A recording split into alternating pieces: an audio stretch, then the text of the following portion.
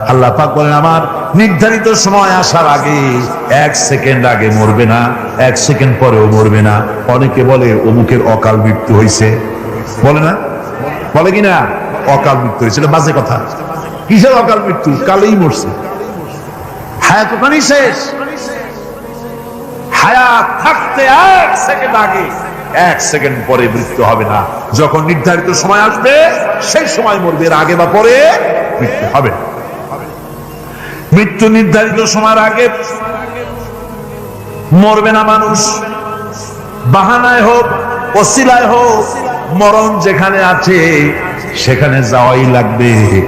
এই জন্যে কবি বলছেন দো চিজ আজ দো চিজ কাসাদ জোরে জোর একে আবেদানা দিগার খাকে গোর।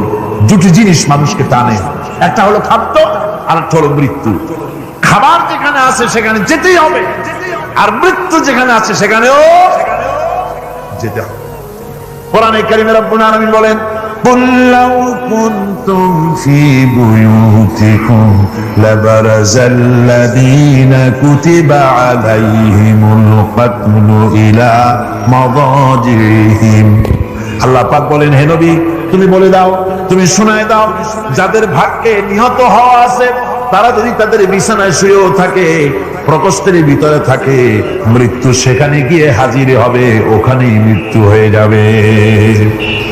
মৃত্যুর সময় আসতে পরে মানুষকে মোটেই সময় দেওয়া হবে না। সময় যখন আসবে সময় মতো তাকে বিদায় দিতে হবে। সুতরাং ঈমান, আল্লাহর প্রতি ঈমান আনলে পরে মানুষের ভিতরে নির্ভীকতার সৃষ্টি হয়, সে কাউকে পরোয়া করে না আল্লাহ ছাড়া। চিল্লায় বলেন সুবহানাল্লাহ, আরো জোরে বলেন সুবহানাল্লাহ। সাহস, বুক ভরা সাহস তার মধ্যে আসবে। এরপরে আল্লাহর প্রতি ঈমান আনার জন্য, ঈমান আনলে পরে আরেকটি উপকার মানুষের হয়, এটা হলো 4 নম্বর উপকার। এটা কয় নম্বর? 4 নম্বরের উপকার হলো আল্লাহর প্রতি মানসিক প্রশান্তি আসে। সেই মানসিক প্রশান্তিটা হলো এই ইমানদার কখনো হতাশ হয় না, ইমানদার কখনো হতাশায় ভোগে না, নিরাশায় ভোগে না। যেহেতু কোরআন শরীফের ভিতরে আল্লাহ পাক বলেছেন আল্লাহর রহমত থেকে কেবল কাফেররা ছাড়া আর কেউ নিরাশ হয় না। আল্লাহর রহমত থেকে নিরাশ হয় কারা? যখন কারা নিরাশ হয়? আর কেউ আল্লাহর রহমত থেকে নিরাশ হয়। সুতরাং আল্লাহর প্রতি এই আশা, ভরসা, আল্লাহর প্রতি এ ধরনের একটি প্রশান্তি মনের মধ্যে থাকে, সে হতাশ হয়। কারণ আল্লাহর প্রতি ঈমান আশায় তার বুক বেঁধে দেয়।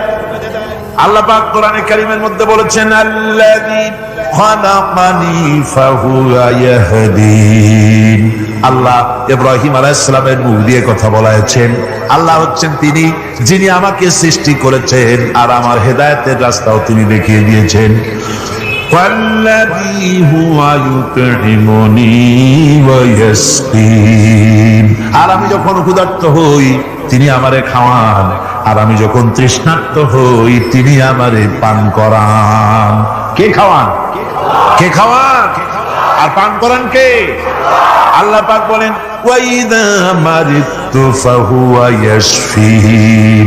ইব্রাহিম আলাইহিস সালামকে দিয়ে আল্লাহ এই কথাও বলালেন আমি যখন অসুস্থ হই আমারে রোগ মুক্ত কে করে দেয়? বলেন না কে করে দেয়? আল্লাহ রাব্বুল আলামিন রোগ মুক্ত করে দেন। হযরত আইয়ুব আলাইহিস সালামের ঘটনা কোরআনে কারীমের মধ্যে আল্লাহ রাব্বুল আলামিন উঠায় দিয়েছেন, বলে দিয়েছেন যাতে করে মুমিনেরা মনের মধ্যে আল্লাহর প্রতি আশা ভরসা আনতে পারে। রোগ হয়েছে হযরত আইয়ুব আলাইহিস সালামের, এত অসুখ, অসুখে রোগে শোকে আত্মীয় স্বজন স্ত্রী পুত্র পরিজন সব তারে ছেড়ে গেল, গায়ে পোকা হয়ে গিয়েছে। 1 বছর 2 বছর নয়, বছরের পর বছর ধরে রোগাক্রান্ত অবস্থায় আইয়ুব আলাইহিস সালাম আছেন। এবার সমস্ত শরীর ছেড়ে জিহ্বার মধ্যে পোকা হওয়া শুরু হয়ে গেছে। হযরত আইয়ুব আলাইহিস সালাম জিহ্বায় যখন পোকা শুরু হয়ে গেল আল্লাহর দরবারে তখন তিনি ফরিয়াদ করে বলেছিলেন রব্বুল আলামিন। সারা শরীরে পোকা ধরল, শরীর জড়ো হয়ে গেল, রোগে শোকে শেষ হয়ে গেলাম, কোনো শিকায়ত করি নাই, এবার তো কথা না বলে পারি না মাবুদ, তুমি দয়া করে আমার জিহ্বায় পোকা দিও না। আমার জিহ্বাটা পোকা ধরেছে, দয়া করে পোকা জিহ্বায় দিও না, কারণ আমার জিহ্বায় যদি পোকা হয়ে যায় তাহলে তোমার মতো আল্লাহর জিকির আমি কি দিয়া করব? আমার জিহ্বাটা ভালো রাখতে হবে। হযরতে আইয়ুব আলাইহিস সালাম পড়েছিলেন, আন্নী মাসানিয়াদ-দুররু ওয়া আনতা আরহামুর রাহিমিন। আয় আল্লাহ, আমি রোগাক্রান্ত হয়ে পড়েছি আর তুমি তো রহমান রহিম। দোয়া মঞ্জুর হলো। আল্লাহ পাক আইয়ুব আলাইহিস সালামকে রোগ মুক্ত করে দিলেন। রোগ হলে পরে কে সেরে দেয়? কে সেরে দেয়? আল্লাহর প্রতি এই আশা, এই ভরসা, এই চিন্তা থাকতে হবে। আল্লাহ পাক বলেন, যখন আইয়ুব আমার কাছে দোয়া করলো আমিও জবাব দিয়া দিলাম। কোন সুবহানাল্লাহ। আল্লাহ পাক বলেন, ফাকাশাফনা মা বিহি মিন দুররিন ওয়া আতাইনাহু আহলাহু ওয়া মিসলাহুম মাআহুম রাহমাতাম মিন ইনদিনা। আমি তার কষ্ট দূর করে দিলাম, তার হারানো স্বাস্থ্য ফিরিয়ে দিলাম এবং তার সাথী সঙ্গীদেরকে আমার পক্ষ থেকে আমার রহমত দিয়ে তার কাছে সব আবার আমি ফিরাইয়া দিলাম। সুতরাং মুমিন ব্যক্তি কখনো হতাশ হবে না। চতুর্দিকে দেখে বিপদ আর বিপদ, এই বিপদে সে হতাশ হয় না, আশায় বুক বেঁধে থাকে। নিরাশার আধারে তুমি হে আশার বুক, যেখানে বেরোবার কোনো পথ নাই সেখান থেকে পথ বের করে দেয় কে? চিল্লায় কোন কে দেয়? আমার আল্লাহ পাক। দেখেন হযরত ইউসুফ আলাইহিস সালাম হারায় গেলেন, মানে তার 11 ভাই ইউসুফ আলাইহিস সালামকে কুয়ার মধ্যে ফেলাই দিলেন। আর এসে তারা বলল যে ইউসুফ আলাইহিস সালামকে বাঘে খায়া ফেলেছে। এটা কি গল্প নাকি? এটা কোথায় আছে? কোরআন শরীফের মধ্যে আছে। ওই 11 ভাই মনে করেছিল ইউসুফ আলাইহিস সালামকে কুয়ার মধ্যে ফেলাই দিলাম, এ কুয়ার মধ্যে পচে মরবে, শেষ হয়ে যাবে। কিন্তু ওই 11 ভাই জানে না এটা কোনো কুয়া নয়, এটা হলো একটা সুড়ঙ্গ পথ, এটা হলো একটা টানেল। এক মুখে ইউসুফকে ফেলাই দিল 11 ভাই, কুয়ার আরেক মুখ থেকে আল্লাহ হযরত ইউসুফকে বের করে মিশরের সিংহাসনে বসাইয়া দিলেন। ওরা বুঝে না, তাই চিরকাল পাপীরা আল্লাহর বান্দাদেরকে, আল্লাহর দ্বীনের গোলামদেরকে অত্যাচার করে, মনে করে শেষ করে ভালাবো, কিন্তু শেষ আল্লাহর গোলামেরা হয় না, ওরাই শেষ হয়। নির্মূল যারা করতে চায় ওরাই নির্মূল হয়ে যায়। টিকে থাকে কে? আল্লাহর গোলামেরা। টিকে থাকে কে? আল্লাহর গোলামেরা টিকে থাকে। নির্মূলের নির্মূলই হয়ে যায় সবসময়। ঠিক কিনা কর? জোরে বলেন ঠিক কিনা? ভাইরা আমার, হযরত ইয়াকুব আলাইহিস সালাম ছেলের চিন্তায় চিন্তায় চোখ দুটো অন্ধ হয়ে গেছে, কাঁদতে কাঁদতে চোখ অন্ধ হয়ে গেছে। কিন্তু হতাশ হন নাই, কারণ হতাশ হবে কেবলমাত্র কাফেররা। হতাশ হয় কারা? আল্লাহ বলেছেন হতাশ হয় কাফের, ঈমানদার কখনো হতাশ হয় না। হযরত ইয়াকুব আলাইহিস সালাম ছেলে হারাইয়া কি বলতেছেন শোনেন। আল্লাহ তার কথা কোরআনে কারীমের ভিতরে আল্লাহ কি সুন্দর করে উঠায় দিয়েছেন। হযরত ইয়াকুব পড়তেছেন, ফাসাবরুন জামিলুন আসাল্লাহু আইয়াতিয়ানি বিহিম জামিআন ইন্নাহু হুয়াল আলিমুল হাকীম। ফাসাবরুন জামিল, ধৈর্য ধারণ করাই এখন আমার জন্য উত্তম। আমি এখন ধৈর্য ধারণ করব, হয়তো শীঘ্রই আল্লাহ আমার যাদের হারাইছি তাদের সকলকে আল্লাহ আমার কাছে ফিরিয়ে দিবেন। তিনি সুবিজ্ঞ, তিনি প্রচন্ড ক্ষমতার মালিক। আশায় বুক বেঁধে থাকলেন তিনি। আর ইউসুফ আলাইহিস সালাম আজকে প্রেসিডেন্ট। তিনি মিশরের কি? তিনি 11 ভাই গেছে সেইখানে খাবার আনার জন্য। হযরত ইউসুফ আলাইহিস সালামের চিনতে কোনো কষ্ট হয় নাই, ওরা তো চেনে নাই, কিন্তু ইউসুফ আলাইহিস সালাম চিনে ফেলেছেন। হযরত ইউসুফ কোনো প্রতিশোধ নিলেন না। হযরত ইউসুফ পরিচয় দিলেন আর বললেন, ভয় পাইও না, খাদ্য তোমাদেরকে দিয়া দিব। তোমাদের ব্যাপারে আমার বক্তব্য হচ্ছে, লা তাসরিবা আলাইকুমুল ইয়াউম, তোমাদের বিরুদ্ধে আমার কোনো ক্ষোভ নাই, বিদ্বেষ নাই, মাফ করে দিলাম, এই জামাটা নিয়ে যাও, আমার আব্বার জন্য এই জামাটা নিয়ে যাও। জামা নিয়ে যাচ্ছে মিশর থেকে। কোথায় কেনাম, কোথায় মিশর? মিশর থেকে ইউসুফ আলাইহিস সালামের জামা নিয়ে ছেলেরা কেনানের দিকে যাচ্ছে, আর এদিকে হযরত ইয়াকুব বলতেছেন, আমি যেন আমার নাকের ভিতরে ইউসুফের গন্ধ পেতেছি। সুবহানাল্লাহ। জামা চলে এলো, চোখের উপরে তিনি রাখলেন, আল্লাহ চোখ ভালো করে দিল। সুবহানাল্লাহ। ভাইরা আমার, এই জন্য যারা আল্লাহর উপরে ভরসা করে, আল্লাহর ঈমান যাদের মধ্যে এসে যায়, ঈমান বিল্লাহর বড় উপকার হলো সে হতাশ হয় না, যত বড় বিপদ হোক হতাশ হয় না। দেখেন ইউসুফ আলাইহিস সালাম কি কেমন করে জুলাইখা ঘেরাও করে ফেলে দিয়েছে, দরজা বন্ধ, তালা বন্ধ, জানালা বন্ধ, ছিটকানি মারা, খিল মারা, তালা দেওয়া, বেরোবার কোনো পথ নাই, চতুর্দিকে নগ্ন চিত্র। এবার জুলাইখার কুফরি প্রবৃত্তিকে চরিতার্থ করতে হবে, খারাপ কাজ করতে হবে, বেরোবার পথ নাই। হযরত ইউসুফ আলাইহিস সালাম তিনি জানেন দরজা সব বন্ধ, পালাবার পথ নাই, কিন্তু আল্লাহ রাব্বুল আলামিনকে তিনি ভয় করলেন। যুবক মানুষ, আল্লাহ রাব্বুল আলামিনকে ভয় করলেন। রব্বুল আলামিনকে ভয় করে তিনি তালাবদ্ধ দরজার দিকে দৌড় মারলেন। রব্বুল আলামিন আপন কুদরতে সবগুলি দরজা খুলে দিলেন। ওয়া মান ইয়াত্তাকিল্লাহা ইয়াজআল লাহু মাখরাজা।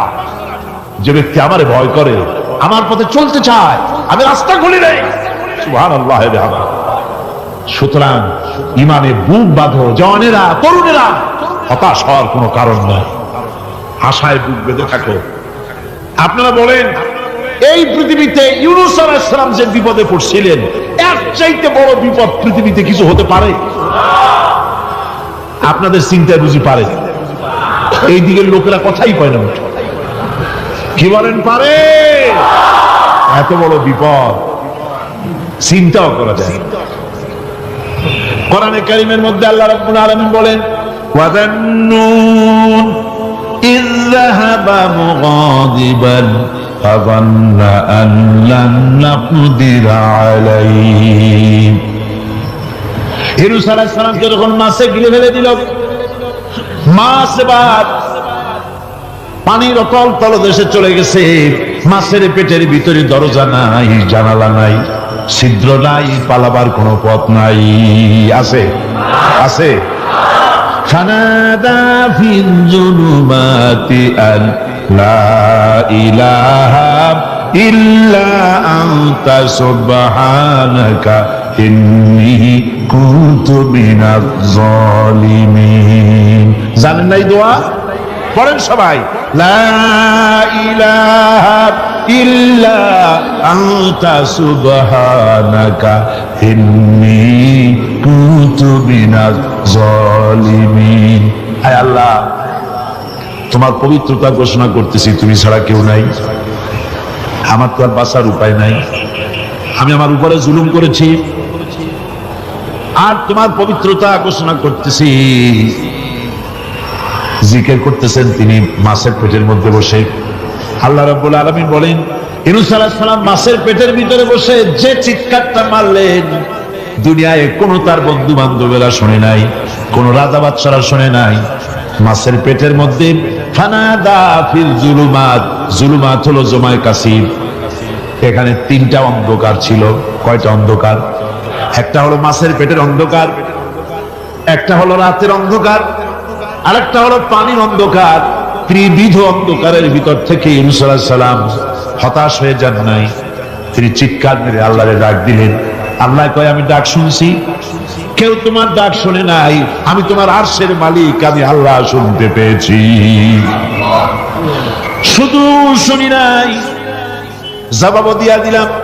ফাস্তাজাবনা লাহু ওয়া নাজ্জাইনাহু মিনাল গাম্মি ওয়া কাযালিকা নুজিল মুমিনিন। পড়েন না সবাই, ফাস্তাজাবনা লাহু ওয়া নাজ্জাইনাহু মিনাল গাম্মি وكذلك ننجي المؤمنين।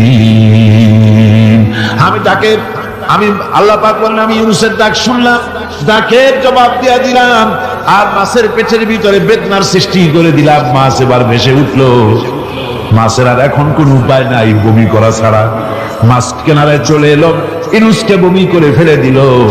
আল্লাহ কয়, শোনো দুনিয়ার মানুষেরা, শুধু ইউনূস আলাইহিস সালামকে নয়, ও কাযালিকা, এইভাবে করে আমার মুমিন বান্দারা যদি বিপদে পড়ে আর আমারে ডাকে, আমি রব্বুল আলামিন এইরকম বিপদ দিয়া বাঁচায়া দেব। বিপদ থেকে বাঁচাবেন কে? সুতরাং গতকালকের মতো আবারও বলি, বিপদ আসতে পরে মুসলমানেরা মাজারে দৌড়ায় বেশি। কন নাউজুবিল্লাহ, জোরে কন নাউজুবিল্লাহ। বিপদ আসে আর মাজারে চলে যায়, যাইয়া সেখানে কাঁদে, মাজারের উপরে মাথা ঘা দিতে থাকে, পয়সা দেয়, মুনাজাত করে, কাঁদতে থাকে, মাজারওয়ালার কাছে বিপদ মুক্তি চায়। নাউজুবিল্লাহ পড়ে, আবারও কন নাউজুবিল্লাহ। বিশ্বাস করুন আমার ভাইরা, বিশ্বাস করুন, আল্লাহর কোরআন আমার হাতে।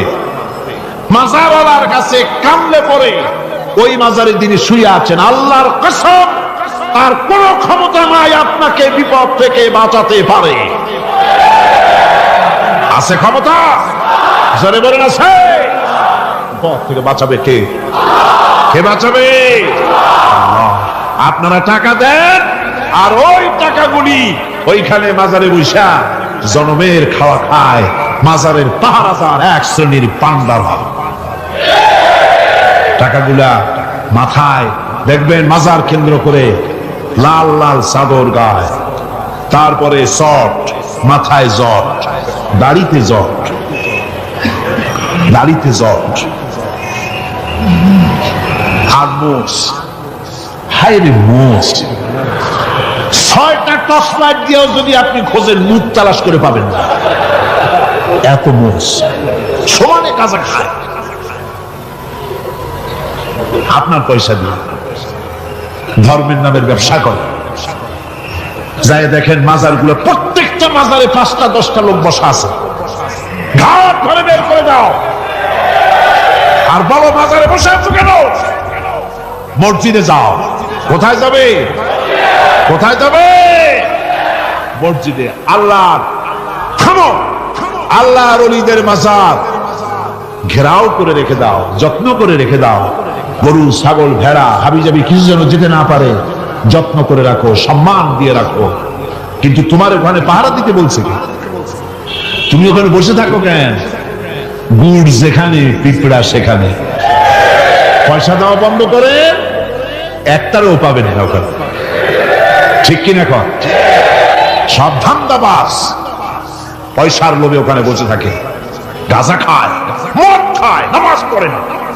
আর আপনার টাকা দিয়া খোঁজ নিয়ে দেখেন, মাজারের মুতল্লি যত আছে সব বাসের মালিক, ট্রাকের মালিক, কোটি কোটি টাকার ব্যবসা করে।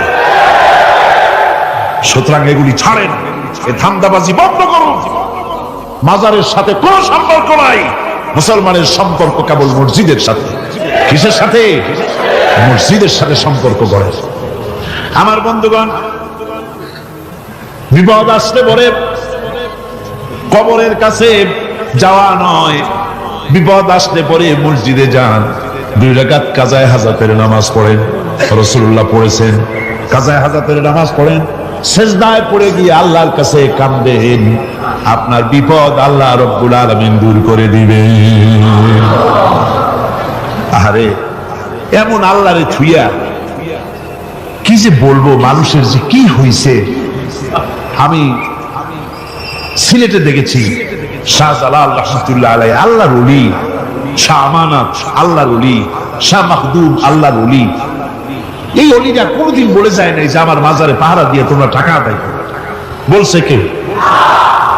শাহজালাল রাহমাতুল্লাহ আলাইহির মিশন কি ছিল আর এই পাগলেরা করে কি? হযরত শাহজালালের তরবারি আছে, আমি তরবারি দেখেছি, দোধারি তরবারি হাতে নিয়ে এসেছেন। এক হাতে ছিল তরবারি আর এক হাতে ছিল আল্লাহর কোরআন। যখন সিলেটে ঢুকলেন, গৌর গোবিন্দ তার সব তিনি আজান দেওয়ালেন। আজান শোনা মাত্র মূর্তিগুলো কাঁপতে লাগলো। গৌর গোবিন্দের কলজার গলার কাছে চলে আসছে, জিজ্ঞেস করছে ব্যাপারটা কি, এরকম হচ্ছে কেন? জ্যোতিষীরা বলল যবন এসেছে, ম্লেচ্ছ এসেছে, আর উপায় না। শাহজালাল রহমতুল্লাহ আলাইহি তিনি বসলেন গেটের কাছে, এবার সব পালাচ্ছে। গৌর গোবিন্দ বলল সাপুরিয়াদের ডেকে যে আমারে একটা বাক্সের মধ্যে ভরিয়া সাপ বলে চালাই দিই, আমি সামনে পড়তে চাই না। ভয়তে কলজা গলার কাছে চলে আসছে, শুধু আজান শুনে। এরপরে লোক সব চলে যাচ্ছে, উনি দেখতেছেন যাও যাও যাচ্ছে সব। তারপরে ঝুড়িতে করে যাচ্ছে সাপুরিয়ারা, তোমাদের মধ্যে কি সাপ? যাও যাও যাও। এরপরে বড় একটা বাক্স, ওইটার মধ্যে কি? কাজে হুজুর আমরা সাপ খেলা দেখি, এর মধ্যে সাপ। নামাও, আমি সাপ খেলা দেখবো, নামাও। এরপরে বাক্স খুলছে, দেখে যে আসল সাপ বাইর হয়েছে। গৌর গোবিন্দ বলল যে আমার রাজত্ব ছেড়ে দিলাম, আমারে জানে বাঁচা। শাহজালাল রহমতুল্লাহ আলাইহি বললেন আমি তো মারতে আসি নাই, আমি তো হত্যাকাণ্ড করতে আসিনি, আল্লাহর দ্বীনকে নিয়ে এসেছি। তিনি ক্ষমা করে দিলেন। সেই শাহজালাল রহমতুল্লাহ আলাইহির মাজারে লোকেরা বিভিন্ন জায়গা দিয়ে যায়, বাস ভরে ভরে যায়, যাইয়া চাদরের উপরে যাইয়া মাথা ঘা দিতে থাকে আর কাঁদতে থাকে। কতগুলো গজাল মাছ আছে, বিরাট বিরাট গজাল, গায়ে সাদলা পড়ে গেছে, দেখলে মনে হয় যেন রিটায়ার্ড অফিসার, এরকম মোটা। ওগুলারে মুড়ি খাওয়া, কলজা খাওয়া। একটা কুয়া আছে, পানি এত বসা, কয় যে এইটার আর এক মুখ হলো জমজমের সাথে মিশানো। নাউজুবিল্লাহ। হায়রে মানুষ, মুসলমানের আকীদা হয় এত খারাপ, আকীদা বদতর হয়ে যাচ্ছে।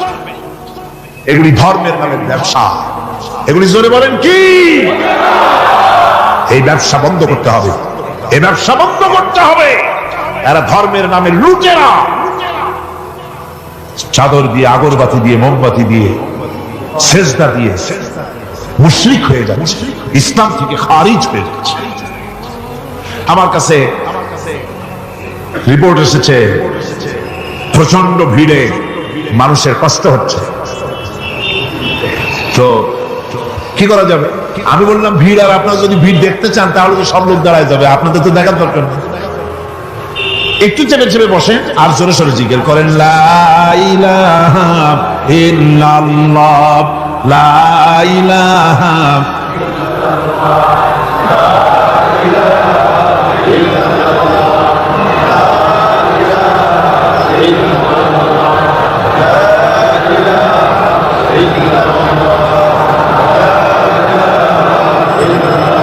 আপনি কিন্তু বসেই এগোতে পারতেন, দাঁড়ালে পরে ডিস্টার্ব হয়, হাঁটলে পরে ডিস্টার্ব হয়। নিজের কপালটারে খারাপ করেন না, এত সুন্দর আল্লাহর কথা শোনা থেকে নিজেকে মাহরুম করতে চেষ্টা করেন না। নিজেও শোনেন, অপরকেও শুনতে দেন। বসেন, মাজা ব্যথা করবে না, আল্লাহ মাজা ব্যথা ভালো বানায় দেবে যত সময় বসবেন। কোন আলহামদুলিল্লাহ। আপনারা বসছেন যে জায়গাটায়, এটা বেহেশতের টুকরা। এটা কি? এটা প্যারেড ময়দান নয়। মাজালিসুল ইলম হিয়া রাওযাতুন মিন রিয়াদিল জান্নাহ। হযরত আলী বলেছেন যেখানে ইলম চর্চা হয়, কোরআন আলোচনা হয়, হাদিস আলোচনা হয়, সেটা কোনো সাধারণ জায়গা না, সেটা জান্নাতের টুকরা হয়ে যায়। জোরে বলেন সুবহানাল্লাহ। কাজে বেহেশত থেকে শয়তানের জন্য বাইর করিয়া না দেয়, সতর্ক থাকেন। শয়তান কি চায় যে আপনি সারাক্ষণ শোনেন? কি কোন চায়? চায় না। শয়তানের খপ্পরে পড়েন, বসেন আর শোনেন। ইমানদার যখন বিপদে জর্জরিত হতে থাকে তখন সে ভেঙে পড়ে না, তখন অন্ধকারে, বিপদের অন্ধকার বিদীর্ণ করে আলোর এক প্রভা তার চোখের সামনে উদ্ভাসিত হয়ে ওঠে। সেটা কি? সেটা হলো আল্লাহ রাব্বুল আলামিনের বাণী, ফাইন্না মাআল উসরি ইউসরান, ইন্না মাআল উসরি ইউসরা। আল্লাহ পাক বলেন জেনে রাখো, দুঃখ এবং কষ্টের সাথে রয়েছে সুযোগ আর সুবিধা, আর অসচ্ছলতার সাথে রয়েছে উদার সচ্ছলতা। জোরে কোন সুবহানাল্লাহ। কাজে ভয় পাওয়ার কারণ নাই, হতাশ হওয়ার কারণ নাই। মন আশায় বুক বেঁধে রাখো। গুনাহ করেছো, হতাশ হয় না। যুবকদের গুনাহ করা স্বাভাবিক। ইউনিভার্সিটির ছাত্র, কলেজের ছাত্র, প্রফেসর, শিক্ষক, অফিসার ঘুষ খেয়েছেন, জিনা করা হয়েছে, মদ খাওয়া হয়েছে, মিথ্যা কথা বলা হয়েছে, যাই কিছু করেন না কেন ভয় পাওয়ার কারণ নাই, নিরাশ হওয়ার কোনো দরকার নাই। আল্লাহ পাক ডেকে বলেছেন, কুল ইয়া ইবাদিয়াল্লাযীনা আসরাফু আলা আনফুসিহিম লা তাকনাতু মির রাহমাতিল্লাহ। আরে আমার আল্লাহর মতো এত ভালো আর কেউ আছে? এত দরদ আর কারো আছে? আমার আল্লাহ বলেন, ও নবী আপনি শুনায় দেন, হে আল্লাহর বান্দারা, তোমরা যারা নিজেদের উপরে বাড়াবাড়ি করেছো, নিজেদের উপরে জুলুম করেছো, অত্যাচার করেছো, আমি আল্লাহর রহমত থেকে নিরাশ হয়ে যেও না। মানুষ যদি অপরাধ করে, বাপের সাথে অপরাধ করেছে, মায়ের সাথে অপরাধ করেছে, মা বাবা সন্তানের চাইতে এত বড় কল্যাণকামী তো আর কেউ নাই, কিন্তু মা বাবা কোনোদিন বলে না আয় আমার ছেলে তোরে মাফ করে দেই, এরকম বলে নাকি? মন চায় ছেলে যদি মাপ চাইতো খুশি হয়ে মাফ করে দিতাম, কিন্তু কেন যে আসে না, ডাকে না যে আয় মাফ করে দেই। মা বাপ আপনাকে এত ভালোবাসে, সেই মা বাপও আপনাকে বলে না যে আয় মাফ করে দেই। আমার আল্লাহ হচ্ছেন এমন আল্লাহ, আল্লাহ রাব্বুল আলামিন ডাকেন, এ বান্দা খুন করেছিস ফিরে আয়, জিনা করেছিস ফিরে আয়, হত্যা করেছিস ফিরে আয়, চুরি করেছিস ফিরে আয়, কুফরি করেছিস ফিরে আয়, সুদ খেয়েছিস, ঘুষ খেয়েছিস, মদ খেয়েছিস ফিরে আয়, এসে আমার দরবারে চোখের পানি ফেল, আমার দরবারে কাঁদাকাটি কর। ইন্নাল্লাহা ইয়াগফিরুয যুনুবা জামিআ ইন্নাহু হুয়াল গফুরুর রহিম। আমার দরবারে চোখের পানি ফেলে কান, আমি রব্বুল আলামিন জিন্দেগীর গুনাহ মাফ করে দেব। সুবহানাল্লাহ কোন, সুবহানাল্লাহ কোন। আমার কাছে কান, চোখের পানি ফেল। আল্লাহ রাব্বুল আলামিনের কাছে বান্দার দুইটা ফোঁটা বেশি প্রিয়। একটা হলো জিহাদের ময়দানে যে রক্ত ফোঁটা দেওয়া হয়, এটা আল্লাহর কাছে প্রিয়। আর আল্লাহর ভয়তে গুনাহের জন্য লজ্জা করে, অনুশোচনা করে বান্দা যখন চোখের পানি ছেড়ে দেয়, আল্লাহর কাছে এটা অত্যন্ত প্রিয়। নবীজি বলেছেন, বান্দা যখন গুনার ভয়তে, আল্লাহর ভয়তে, জাহান্নামের ভয়তে অনুশোচনা করে যখন চোখ দিয়া পানি ছেড়ে দেয়, ওই চোখের পানি নাকের অর্ধেক আসতে না আসতে আল্লাহ রাব্বুল আলামিন বান্দারে মাফ করে দেন। আল্লাহ বরদাস্ত করতে পারেন না যে বান্দা কান্দে। আমার ভাইরা, আল্লাহর রহমত এই পৃথিবীতে, আল্লাহর রহমতকে 100 ভাগ করা হয়েছে। আল্লাহর রহমতের কত ভাগ? এই 100 ভাগের 1 ভাগ সারা পৃথিবীতে ছড়াই দেওয়া হয়েছে। আর 99 ভাগ কার কাছে? আল্লাহর কাছে।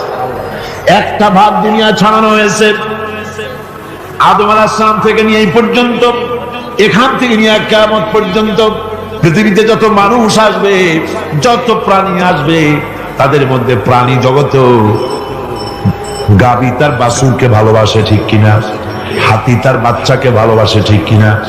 মুরগি তার বাচ্চাকে ভালোবাসে কিনা?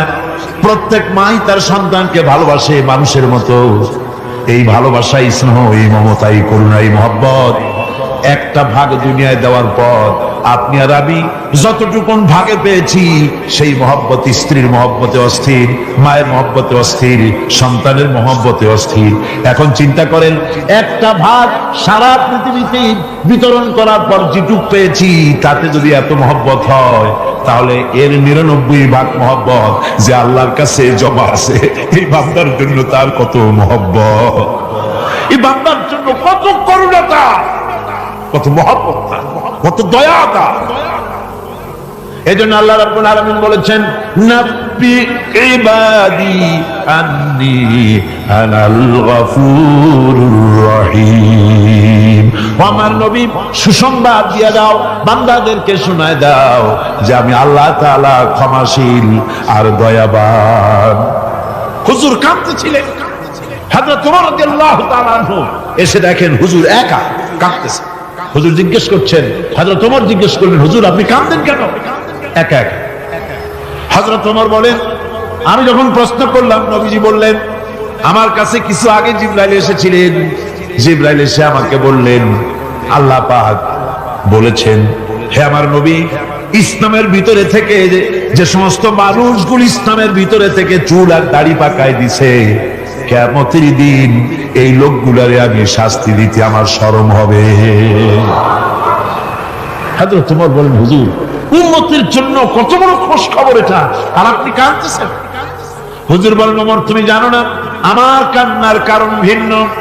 আমার কান্নার কারণ হলো যে আল্লাহ রাব্বুল আলামিন কিয়ামতের দিন দাড়ি চুল পাকা বান্দারে শাস্তি দিতে শরম করবেন। সেই দাড়ি চুল পাকা বান্দাগুলি আল্লাহর সাথে নাফরমানি করতে শরম করে না। আমি এই লজ্জায় কাঁদতেছি। ভাইরা, হুজুর আল্লাহ পাক বলেন, ও আমার নবী, রাতের আধারে যখন একটা বুড়া আমার দরবারে হাত উঁচু করে, একটা বুড়া মানুষ রাতের আধারে যখন আমার দরবারে হাত উঁচু করে আর যখন বলতে থাকে, রব্বুল আলামিন আমার পেছনের জীবনটা বড় খারাপ করেছি, এমন কোন কাজ জীবনে করি নাই যা তোমার কাছে কিছু দাবি করতে পারি, সব রকমের নাফরমানি করেছি, আজ আমি বুড়া হয়ে গেছি, কামাই করতে পারি না, ছেলে আমাকে চোখে দেখতে পারে না, পুত্রবধূ আমাকে ঘরে জায়গা দেয় না, আমার স্ত্রী আমাকে দেখতে পারে না, রোজগার করতে পারি না, হাঁটতে পারি না, চলতে পারি না, সবার কাছে আমি ফিতা হয়ে গেছি, আমি দাঁড়াতে পারি না, কোমরে ব্যথা পাই, হাঁটুতে ব্যথা পাই, চলতে পারি না, কানে শুনতে পাই না, চোখে দেখতে পারি না, আর তোমার কাছে কিছু চাইয়া নেব এমন ভালো কাজও করি নাই। এইভাবে যখন বান্দা কাঁদতে থাকে আমার দরবারে, ও আমার হাবিব আমার রহমতের দরিয়ায় দোষ মেরে যায়, আমার শরম হয় এই বুড়াটারে কেমনে খালি হাতে ফিরাইয়া দেই। সুবহানাল্লাহ, সুবহানাল্লাহ। আমার আল্লাহর এত দয়া, আমার আল্লাহর এত মায়া, এত মহব্বত। আমার আল্লাহ রাব্বুল আলামিন বলেন, وَإِذَا سَأَلَكَ عِبَادِي عَنِّي فَإِنِّي قَرِيبٌ। ও আমার হাবিব, আমার বান্দা আমার ব্যাপারে প্রশ্ন করে, আমি বান্দার একদম নিকটে। কোরআন শরীফের ভিতরে যত জায়গায় রাসূলকে বলা হয়েছে সুয়ালের কথা, আপনাকে প্রশ্ন করা হয়, আল্লাহ তার জবাব কুল এই কথা বলে জবাব দিয়েছেন। যত জায়গায় সুয়াল এসেছে, যেমন কোরআনে কারীমের মধ্যে আল্লাহ পাক বলেন, ওয়ায়াসআলুনাকা আনিল মাহিদ, মেয়েদের হায়েজ সম্পর্কে জিজ্ঞাসা করা হয়, কুল হিয়া আযা, হে নবী আপনি বলুন। এভাবে করে কুল দিয়ে জবাব দেওয়া হচ্ছে। আবার প্রশ্ন করা হচ্ছে, ওয়ায়াসআলুনাকা আনিল আনফাল, এই গনিমতের মাল সম্পর্কে হুজুর আপনাকে, হে নবী আপনাকে প্রশ্ন করা হয়। আল্লাহ কুল দিয়া জবাব দিলেন। আল্লাহ বলেন আপনি বলেন, ওয়ায়াসআলুনাকা আনিল খামরি ওয়াল মাইসির, আল্লাহ পাক বলেন নবী আপনারে প্রশ্ন করা হয়, কুল ফীহিমা ইসমুন কাবীর, আল্লাহ কুল দিয়া বললেন তুমি বলো। আবার বলা হলো, ওয়ায়াসআলুনাকা আনিল আহিল্লা কুল হিয়া মাওয়াকিতু লিন্নাস, নবী আপনাকে প্রশ্ন করা হয় চাঁদের ক্রমবর্ধমান এবং ক্রমহ্রাস, এই যে বাড়ে আর কমে, পূর্ণিমা হয় অমাবস্যা হয়, কেন হয় আপনি বলুন। কুল, আপনি বলেন এটা আমি অক্ত এবং সময়, বছর আর দিন গণনা করার জন্য পৃথিবীবাসীদের জন্য বিনা পয়সায় একটা ক্যালেন্ডার বানাইয়া আকাশে ঝুলাইয়ে রেখেছি। এভাবে যত জায়গায় এসেছে আপনাকে প্রশ্ন করা হয়, তত জায়গায় আল্লাহ জবাব দিয়েছেন কুল আপনি বলেন। গোটা কোরআন শরীফের ভিতরে এই একটি মাত্র জায়গা যেখানে বলা হয়েছে আপনাকে প্রশ্ন করা হয়, আল্লাহ এখানে বলতে পারতেন কুল আপনি বলেন, আল্লাহ তোমাদের নিকটবর্তী, এভাবে জবাব হয় না। এটা কায়দাটা হলো এই, আল্লাহ বলতেছেন ওয়াইজা সালাকা ইবাদি, আমার নবী প্রশ্ন তো আমার বান্দারা আমার ব্যাপারে করেছে, এবার আপনার জবাবের কোনো দরকার নাই। প্রশ্ন আমার ব্যাপারে আমি নিজে জবাব দিয়ে দেই, ফাইন্নী কারীব। ও বান্দা, আমার ব্যাপারে প্রশ্ন করেছিস, জবাব আমি দেই, আমি তোর সবচাইতে বেশি নিকটে। সুবহানাল্লাহ। কত নিকটে? وَنَحْنُ أَقْرَبُ إِلَيْهِ مِنْ حَبْلِ الْوَرِيدِ। তোর যে রব, এই শাহরগের চাইতেও আমি তোর বেশি কাছে। সুবহানাল্লাহ। আমারে ডাক, আমারে ডাক, কলিজা দিয়া ডাক, অন্তর দিয়া। মনের থেকে মানুষ যদি ডাকে, মুখের ডাক আর মনের ডাক এক জিনিস নয়। দিল সে जुबात निकलती है, असर रखती है, पर नहीं मगर ताकते परवाज रखती है। দিল থেকে যে কথা বেরোয় তা প্রভাব বিস্তার করে, ডানা নাই কিন্তু ওড়ার ক্ষমতা রাখে। মনের কথাই ভিন্ন। মন থেকে, দিল থেকে, কলিজা থেকে, অন্তরের গভীর কন্দর থেকে মুহাব্বতের সাথে কেউ যদি একবার বলে আল্লাহ, বলেন আল্লাহ, আল্লাহ, আল্লাহ। আল্লাহ রাব্বুল আলামিন বলেন, অন্তরের অন্তঃস্থল থেকে একটি বার বান্দা বলেন আল্লাহ, আল্লাহ বলেন 70 বার সাড়া দিয়া জিজ্ঞেস করি, বান্দা কি চাও, আমি তোমার কাছে আছি। সুবহানাল্লাহ। আমি তোর একদম কাছে, কি চাস বল, বল। এমন দয়াবান, এমন মেহেরবান, এমন আল্লাহ আমাদের। সে আল্লাহ রাব্বুল আলামিন তিনি বলছেন, وقال ربكم ادعوني استجب لكم। তোমাদের রব বলেছেন আমারে ডাকো, আমি আল্লাহ ডাকের সাড়া দিয়া দেব। সুবহানাল্লাহ। কারে ডাকতে হবে? কারে ডাকতে হবে?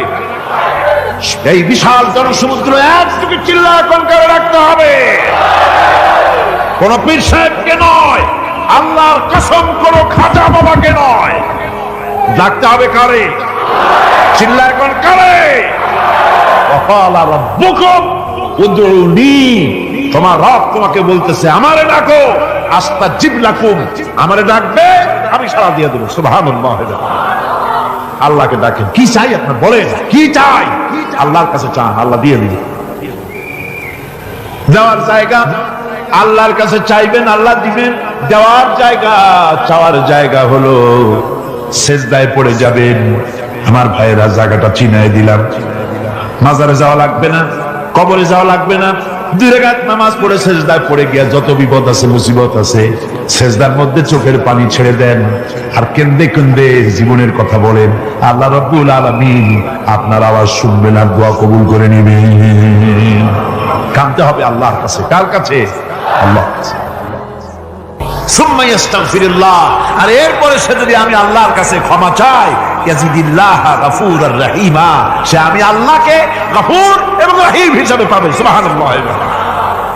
আল্লাহকে গফুর এবং রহিম হিসাবে পাওয়া যাবে। সব আল্লাহকে বলতে হবে, গুনাহ মাফ চাইতে হবে। এই জন্য হুজুর সাল্লাল্লাহু আলাইহি ওয়াসাল্লাম দৈনিক 100 বার তওবা করতেন। কোন হাদিসে আছে 70 বার, কোন হাদিসে আছে 100 বার তওবা করতেন। নামাজের পরে তো প্রত্যেক নামাজেই পড়তেন হুজুর, সালাম ফিরাতেন আর সাথে সাথে বলতেন আল্লাহু আকবার, আস্তাগফিরুল্লাহ, আস্তাগফিরুল্লাহ, আস্তাগফিরুল্লাহ। মনে থাকবে আপনাদের? মনে থাকবে? সালাম ফিরাইয়া কি বলবেন?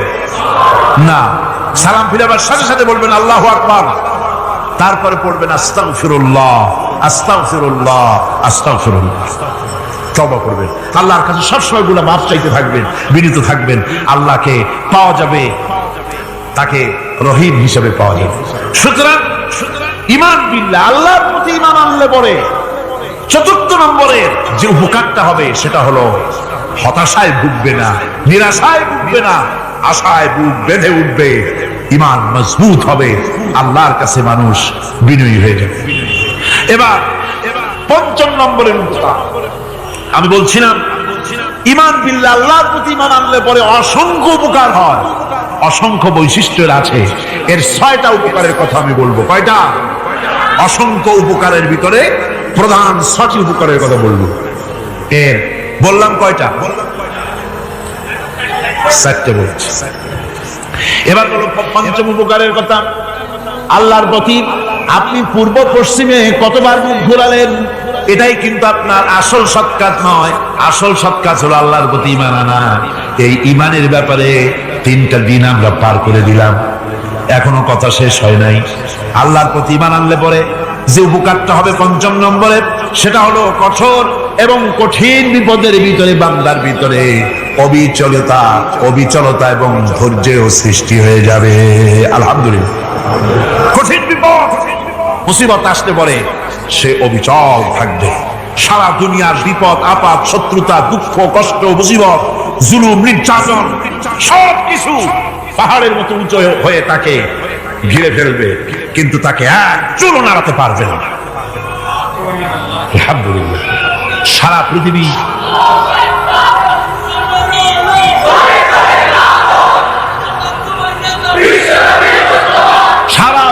একদিকে আর সে একা একদিকে থাকবে। বিরোধিতা তো হবেই, বিপদ তো আসবেই।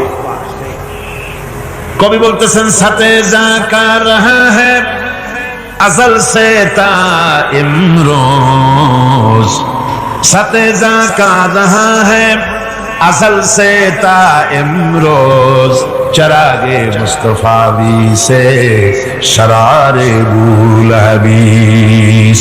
সে আবহমান কাল থেকে শুরু করে মুস্তাফা সাল্লাল্লাহু আলাইহি ওয়াসাল্লামের দীপ শিখার সাথে আবু জাহেল, আবু লাহাবের অগ্নিস্ফুলিঙ্গের টক্কর লেগেই আছে। রাসূলুল্লাহ আল্লাহর দেওয়া এই বিধান, এই দ্বীনের বাতিটা টিম টিম করে চলেছে। আর গোরকি টর্নেডো হাজার হাজার মাইল বেগে, হেরিকেন এসেছে, গোরকি এসেছে, টর্নেডো এসেছে, টাইফুন এসেছে, কিন্তু এই আলো নিবাইতে পারে নাই। সুবহানাল্লাহ। এই আলো নিবাতে পারে নাই। এই শত্রুতা চিরকালের, নিবাতে পারবে না। কারণ হচ্ছে আল্লাহ রাব্বুল আলামিন বলেছেন, ইউরিদুনা লিইউতফিউ নূরাল্লাহি বিআফওয়াহিহিম ওয়াল্লাহু মুতিম্মু নূরিহি ওয়ালাউ কারিহাল কাফিরুন। ওরা চায় মুখের ফু দিয়ে আমার আলোকে নিভিয়ে দেবে, কিন্তু আমি আমার আলোকে পূর্ণতা দান করব। তাতে কাফের বেঈমানদের কলজায় যত জ্বালা যন্ত্রণা হোক, আমার দ্বীন কেউ মিটাই দিতে পারবে না। সুবহানাল্লাহ। সুতরাং বিপদে অবিচলতা আসবে, সকাল হবে, মজবুত হবে। কোরআনে কারীম বলতেছে, ওয়া কাযালিকা জাআলনা লিকুল্লি নাবিয়্যিন আদুওয়াম মিনাল মুজরিমিন। এই পৃথিবীতে এমনি করে আমি সকল নবীদের শত্রু বানিয়েছি, সব পাপিষ্ঠ অপরাধীদেরকে। নবীদের সাথে বিরোধিতা করেছে কারা? পাপিষ্ঠরা, অপরাধীরা। আজও খুঁজে দেখে, আজও ইসলামী আন্দোলনের বিরোধিতা যারা করে সবগুলি কি পাপিষ্ঠ? সত্য কি রাখ? ইসলামী আন্দোলনের বিরোধিতা যারা করে হিসাব করে, চোখ দিয়ে তাকায় দেখেন, খুঁজে দেখেন তাদের নামগুলি। মদখোর, জিনাকার, বদমাশ, চোর, হাইজাকার, বেনামাজি, লুটেরা, মিথ্যাবাদী, সবচাইতে সমাজের নিকৃষ্ট লোকগুলি ইসলামের বিরুদ্ধে।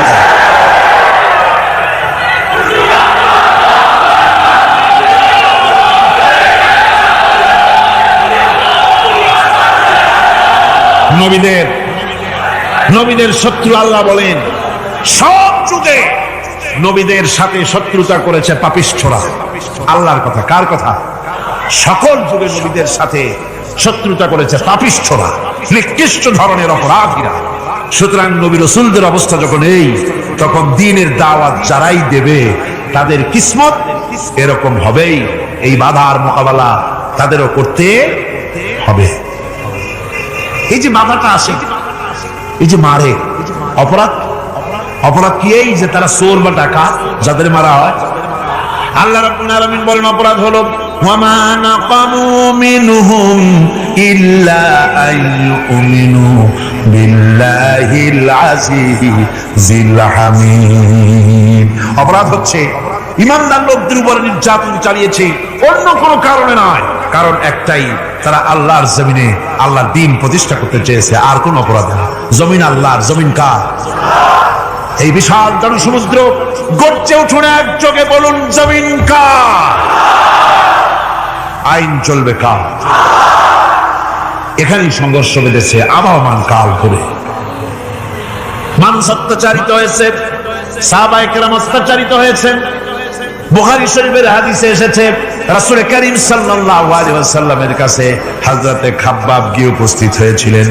হযরতে খাব্বাব বলেন, হাদিসটা এভাবে লেখা হয়েছে বুখারীতে, ওয়ান খাব্বাব বিন আরিদ রাদিয়াল্লাহু তাআলা আনহু قال شكونا إلى رسول الله صلى الله عليه وسلم وهو متوسد بردة له في ظل الكعبة। রাসূলুল্লাহর কাছে গেলাম, কাবা শরীফের কাছে গিয়ে দেখি নবীজি একটা চাদর গায়ে দিয়ে তিনি আরাম ফরমাচ্ছিলেন কাবা শরীফের ছায়ায়। সেখানে গিয়ে বললাম, আলা তাস্তানসিরু লানা আলা তাদউ লানা ইয়া রাসূলুল্লাহ, হে আল্লাহর রাসূল, আপনি কি আমাদের জন্য আল্লাহর কাছে দোয়া চাইবেন না? আপনি কি আল্লাহর কাছে আমাদের জন্য সাহায্য চাইবেন না? আমাদের লোকগুলিকে, মুসলমানগুলিকে মারতে মারতে তো শেষ করে ফেলে দিল। তারা আমাদের সুমাইয়াকে মারলো, আমাদের খাব্বাবকে উটের সাথে পায়ের দড়ি লাগায় টানলো, আমাদের খোবায়েবকে তারা আগুনের উপরে চিৎ করে শোয়ায় রাখলো, না খায় রাখতেছে, মারতেছে। কষ্টে তো শেষ হয়ে গেলাম, হুজুর আপনি কি আমাদের জন্য দোয়া করবেন না? হাদিস শরীফে এসেছে নবীজি উঠে বসলেন সোজা হয়ে। নবীজি বলেন, ও আমার সাহাবী, ও খাব্বাব শোনো, তোমাদের আগে এই পৃথিবীতে যারা দ্বীনের দাওয়াত দিতে এসেছিলেন তাদেরকে সমকালীন রাষ্ট্রশক্তি, সমাজ শক্তি তাদেরকে ধরতো। ফায়ুখাদুর রাজুলু, তাদেরকে তারা ধরতো। ফায়ুফারু লাহু ফিল আরদ, আর তার জন্য জমিনের ভিতরে কবর বানাইতো। ওই কবর ফায়ুজালু ফিহা, ওই কবরের ভিতরে তাকে কোমর পর্যন্ত গেড়ে দিত। সুম্মা ইউতা বিল মানশার, এরপরে করাত আনতো। ফায়ুদাউ আলা রাসিহি, এরপরে ওই করাত তার মাথার উপরে রাখতো। ফায়ুজালু নিসফাইন, এরপরে করাত দিয়া চিরে জীবিত মানুষটারে দ্বিখণ্ডিত করে ফেলে দিত। মা ইয়াসুদ্দুহু যালিকা আন দীনিহি, ও আমার খাব্বাব, এত কষ্ট দেওয়ার পরেও সেই যুগের কোন মুসলমানকে, দ্বীনের দায়ীদেরকে আল্লাহর দ্বীন থেকে এক চুলো তারা সরাই দিতে পারে নাই, এক চুলো সরাতে পারে নাই। ওয়াল্লাহি, ও খাব্বাব, আমি আমার আল্লাহর নামে কসম করে বলছি, লা ইউতাম্মান্নাল্লাহু হাযাল আমরা হাত্তা ইয়াসিরা আর-রাকিবু মিন সানা ইলা হাযরামাউত। আমি কসম করে বলি, আল্লাহ রাব্বুল আলামিনের এই সানা থেকে হাযরামাউত পর্যন্ত লোকেরা যাতায়াত করবে, সুন্দরী রমণীরা গমন করবে, সদাকারেরা যাতায়াত করবে, টাকা নিয়ে পয়সা নিয়ে যাতায়াত করবে। তাদের মনের মধ্যে লুটের ভয়, টাকার ভয়, চুরির ভয়, ডাকাতির ভয়, জেনার ভয়, হত্যার ভয়, ধর্ষণের ভয়, কোনো ভয় থাকবে না। লা ইয়াখাফু ইল্লাল্লাহ, আল্লাহ ছাড়া কোনো ভয় থাকবে না। এমন একটা সমাজ, এমন একটা সময় আসবে, ওয়ালাকিন্নাকুম তাস্তাজিলুন, অথচ খুব তাড়াহুড়ো তোমরা করতেছো। তাড়াহুড়ো করো না, সময় আসবে ইনশাআল্লাহ। আর সে সময় আসছিল মদিনায়, আসে নাই? আসে নাই? সুতরাং আজও চট্টগ্রামের এই বিশাল জনসমুদ্রকে বলতে চাই, নির্যাতন, স্বৈরাচার, জুলুম, অত্যাচার, হত্যাকাণ্ড যা কিছু ঘটতেছে, ধৈর্য ধরুন, আন্দোলনে শরীক হন, জান বাজি রাখুন। এ বাংলাদেশেও আগামী যে পার্লামেন্ট হবে, আগামী জাতীয় নির্বাচনে যে পার্লামেন্ট তৈরি হবে, ইনশাআল্লাহ সেই পার্লামেন্ট হবে কোরআনের পার্লামেন্ট, ইনশাআল্লাহ।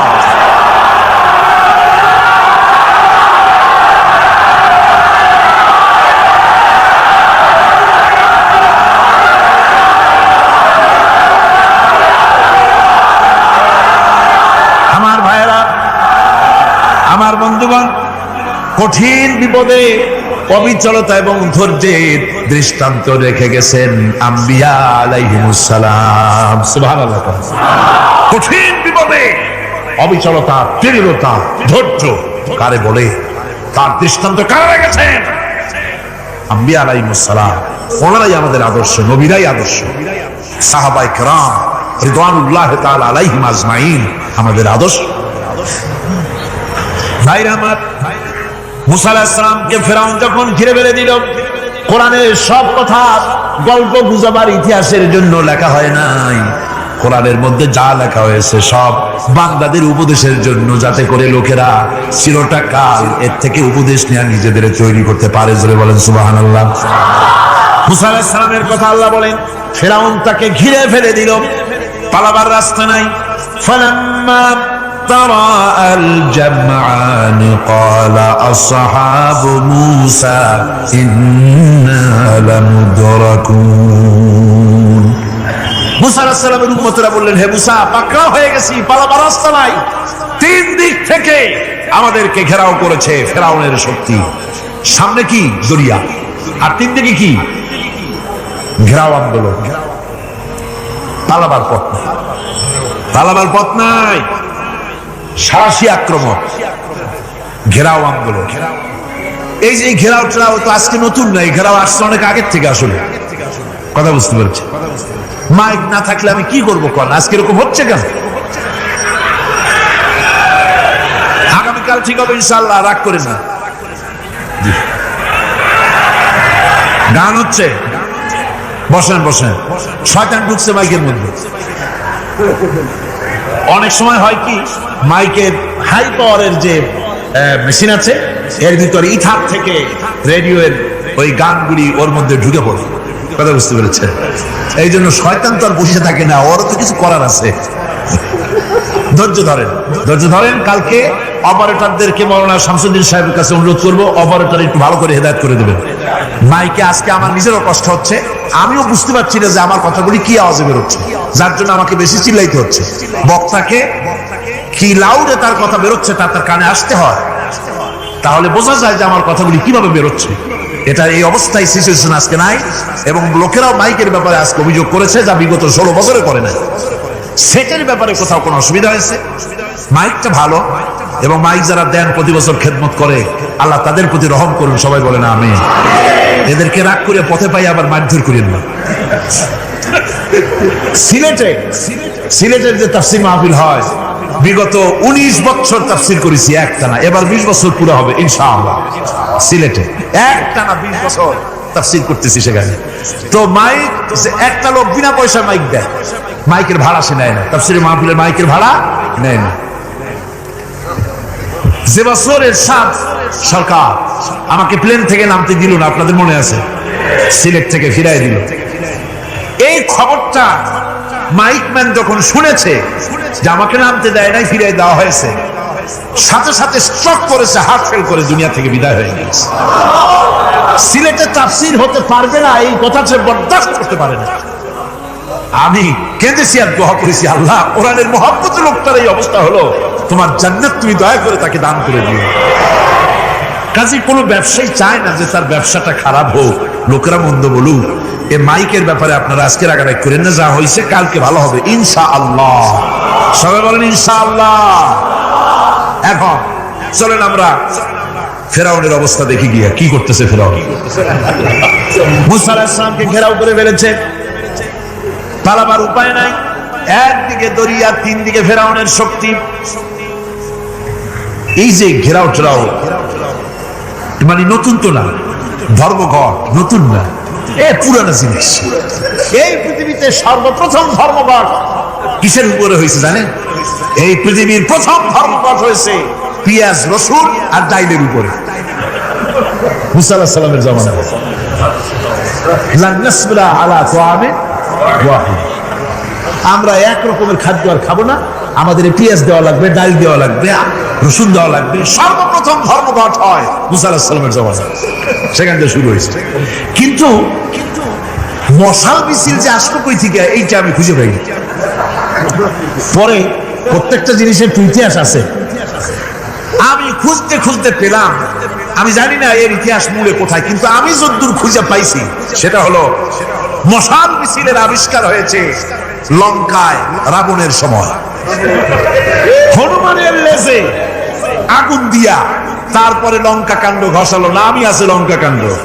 হনুমানের লেজে আগুন দিয়ে রাবণ যে লঙ্কায় মশাল মিছিল করেছিল হনুমানদের দিয়া, ওই হনুমানের ওই সিস্টেমটা এখনো আমাদের দেশে চালু আছে।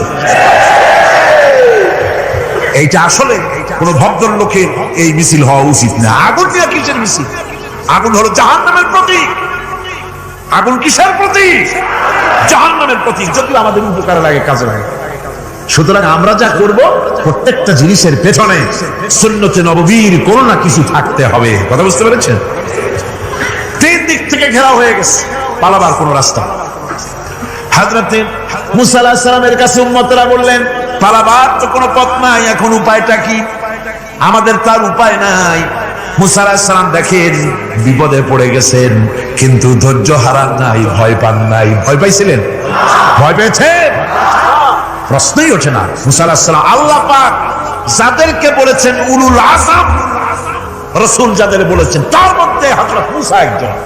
উলুল আযম পয়গম্বর, চারটিখানি কথা না, আল্লাহ কথা বলছেন তার সাথে, কালিমুল্লাহ তিনি। সুবহানাল্লাহ। মুসা আলাইহিস সালাম শোনালেন, কাল্লা ইন্না মাইয়া রাব্বি সায়াহদিন। কখনো নয়, আমার উম্মতেরা ভয় পেও না, আমার রব অবশ্যই আমাকে পথ দেখাবে। সুবহানাল্লাহ। তিন দিক থেকে শত্রু, একদিকে দরিয়া, পালাবার কোন রাস্তা নাই। সেখানে দৃঢ়তার সাথে তিনি বলছেন, অবশ্যই আমার আল্লাহ আমারে পথ দেখাবে। সুবহানাল্লাহ। নবীরা এই দৃঢ়তা দেখিয়েছেন, অবিচলতা দেখাইছেন। আল্লাহ পাক মুসা আলাইহিস সালাম যখন এই দৃঢ়তা দেখালেন, এই অবিচলতা দেখালেন, সঙ্গে সঙ্গে জিবরাইল এসে হাজির হয়ে গেলেন। আল্লাহ পাক বলেন, ফাআওহাইনা ইলা মূসা আন আদরিব বিআসাকাল বাহরা ফানফালাকা ফাকানা কুল্লু ফিরকিন কাত্তাউদিল আযীম। মুসা আলাইহিস সালামকে আমি ওহী নাযিল করলাম, তাকে বললাম হাতে যে লাঠি আছে এই লাঠি দিয়ে আঘাত করো দরিয়ার উপরে। দরিয়ার উপরে আঘাত করলেন, একটা রাস্তা হয় নাই, 12টা রাস্তা তৈরি হয়ে গেল। আর দেওয়ালগুলা পাহাড়ের মতো উঁচা হয়ে গেল। দরিয়ার ভিতরে পাহাড়ের মতো উঁচা, মজবুত 12টা রাস্তা। এবার মুসা আলাইহিস সালাম তার দলবল নিয়ে চললেন। আল্লাহ রাব্বুল আলামিন বলেন, وأنجينا موسى ومن معه أجمعين। মুসা এবং তার সাথী সঙ্গীদেরকে আমি পার করে দিলাম। মুসা আলাইহিস সালাম এবং তার সাথী সঙ্গীরা যখন দরিয়ার মাঝখানে আসে, ফেরাউন তার দলবল নিয়ে এসে গেছে। আসিয়া দেখে নদীর মধ্যে রাস্তা। বাবা, উচ্চ কায়দা। ও মনে করছে ওর বাজারের তৈরি করা ডিস্ট্রিক্ট বোর্ডের রাস্তা। ওর লোকজন নিয়ে নেমে গেছে দরিয়ার ভিতরে, ও আসছে মাঝখানে, মুসা আলাইহিস সালাম চলে গেছেন ওপার, দরিয়া পার। মাঝখানে যখন এসে গেল, আল্লাহ রাব্বুল আলামিন পানিকে অর্ডার করলেন কুন। আল্লাহর তো বটন টেপা লাগে না, মুখ দিয়া কোনো হুকুম করা লাগে না, শুধু বলেন কুন। যে ব্যাপারে কুন বলেন ফায়াকুন, সাথে সাথে হয়ে যায়। আল্লাহ বললেন কুন, আর অমনি রাস্তা বন্ধ হয়ে গেল। এবার তুফান শুরু হয়েছে নদীতে, ঢেউয়ের উপরে ঢেউ, মৌজুন কাল জিবাল, পাহাড়ের মতো উঁচু হয়ে হয়ে ঢেউ আসতেছে। দলবল ঘোড়া আর অস্ত্রপাতি যা ছিল সব মরিয়া শেষ। এবার ফেরাউন একা উপরে ওঠে আর নিচে নামে, পানি খেতে খেতে পেটের কাম সারা। জনমের খাওয়া খাইছে পানি, এখন জান চায়, বাঁচবার আর উপায় নাই, বাঁচবার আর উপায় নাই। ফেরাউন তার নিজের জীবন সম্পর্কে হতাশ হয়ে গেল। এবার ফেরাউন বলতেছে, আমানতু আন্নাহু লা ইলাহা ইল্লাল্লাযী আমানাত বিহি বানু ইসরাঈল। আমি ঈমান আনলাম, আমি ঈমান আনলাম আল্লাহ ছাড়া কোন ইলাহ নাই। ওই আল্লাহর উপর ঈমান আনলাম যে আল্লাহর উপরে ঈমান এনেছে বনি ইসরাঈলরা। আল্লাহ যাতে ঠিক পায় যে কোন আল্লাহর উপর ঈমান আছে। বনি ইসরাঈলের আল্লাহর উপর ঈমান আনলাম। আল্লাহ এই তো মুসলমান হয়ে গেছে, এরপরও আমার সুবাও কেন? আল্লাহ রাব্বুল আলামিন জবাবে বলেন, আল আন, এখন ওয়াকাদ আসাইতা ক্বাবলু ওয়া কুনতা মিনাল মুফসিদিন। এখন ঈমান আনার কথা বলছো, অথচ যুগের পর যুগ, বছরের পর বছর ধরে আমার মানুষের উপরে মন গড়া আইন চালাইছো, আমার পয়গম্বরের সাথে বেয়াদবি করেছো। আজ তোমাকে আমি ছাড়ছি না, তোমাকে আজকে ছেড়ে দেব না, আমি তোমাকে মারব। আর সমস্ত প্রাণীগুলিকে, স্থলচর প্রাণীগুলিকে আল্লাহ পাক অর্ডার দিয়া দিলেন, এই ফিরআউনের লাশকে ডুবাবি না, পচাবি না, খাবি না। আল-ইয়াওমা নুনাজ্জিকা বিবাদানিক, আমি তোমার শরীরে বাঁচায় দেব। পোকে খাবে না, পানিতে পচবে না, মাছে খাবে না, কুমিরে খাবে না, দুনিয়ার কোনো পশুতে খাবে না।